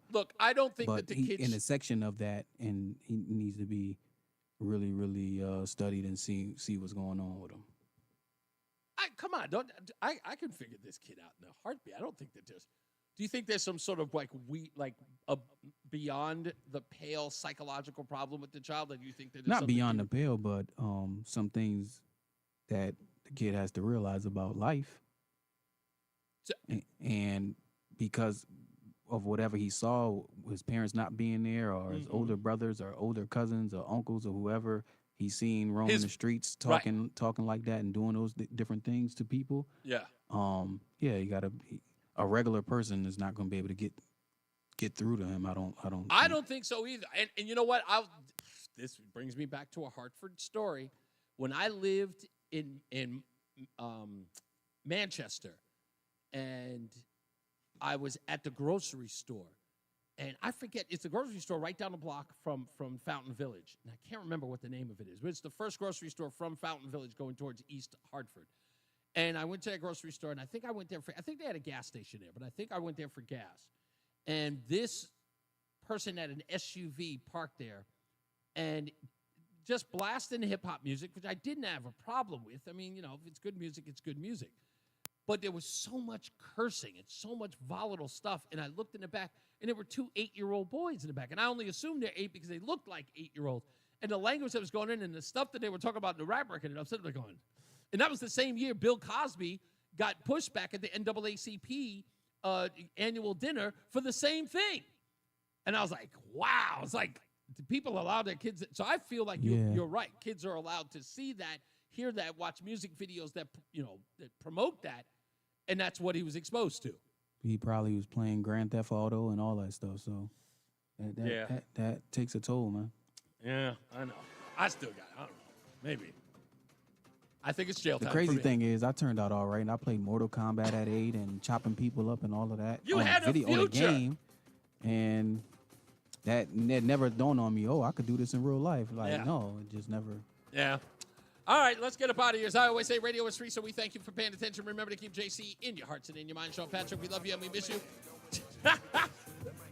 You need the positive vibe. Yeah, you need the positive vibe. Saw these guys last night on the Hall of Fame induction show. You did, didn't you? That was a great induction. Oh, I was. Yeah. I agree. I was surfing and I fell across it and then I watched to the end, man. Didn't even fall asleep. So Miss Fife Dog, baby. Oh man, these guys were so good. Good night, Mark. And the message was positive too. It was. Yeah, it was. Come on, man. Have a great night, Reese. We'll see you tomorrow. Hey, heading into Hartford right now, 91 northbound. We have. All right, good sir. All right, did our phones die? The 2 left lanes are blocked. Huh? Did the stay phones to the die? right. Yeah, they just Phones just A fell little bit off. of a delay. it just fell all the way off. Exactly. That's the All ramp right, that no takes you biggie. to All right, well, we'll see you 515 tomorrow. to get you over the Charter Bridge. Yeah, South I guess that's 91 about moving it. well All now. right, Winds are I'll down in the let you. Cromwell, both sides. Yes, sir. Enjoy your night, man. You got it, man. You To too. Vernon, 291, 384. Okay, east of the river, 2 eastbound, moving well. Glastonbury into Marlboro, quiet Middletown, quiet Waterbury, 84 and 8. 84 eastbound, Danbury a little slow, 3 to 5. All right, buddy. Yeah, have a good night. Thank you, guys. Have a great night. And we will see you here tomorrow. It's time for my nightly walk with the wife. Another 3 miles. I'm trying to get down to my natural weight. 10 pounds, 9 ounces. Yeah, right. All right, y'all be good. Love you.